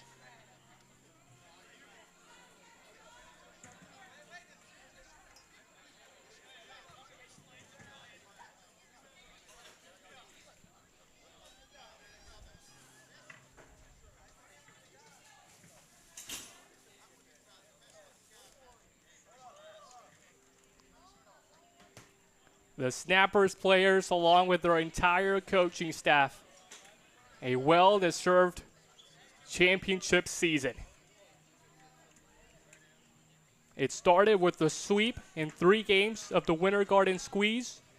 It ends with the 2-game sweep of the Sanford River Rats.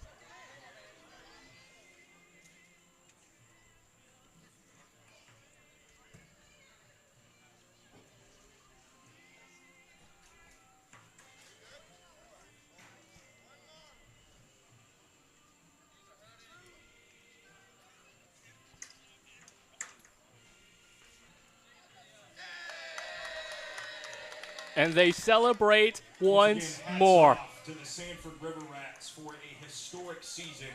Florida League fans, it has been an absolute pleasure to be alongside you all this entire summer.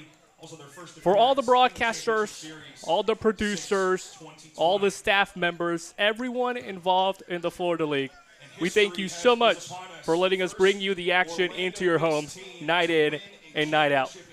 The 2025 season concludes with Orlando on the mountaintop, 2025 champions. And with that, O City, it's time to celebrate. We say goodnight.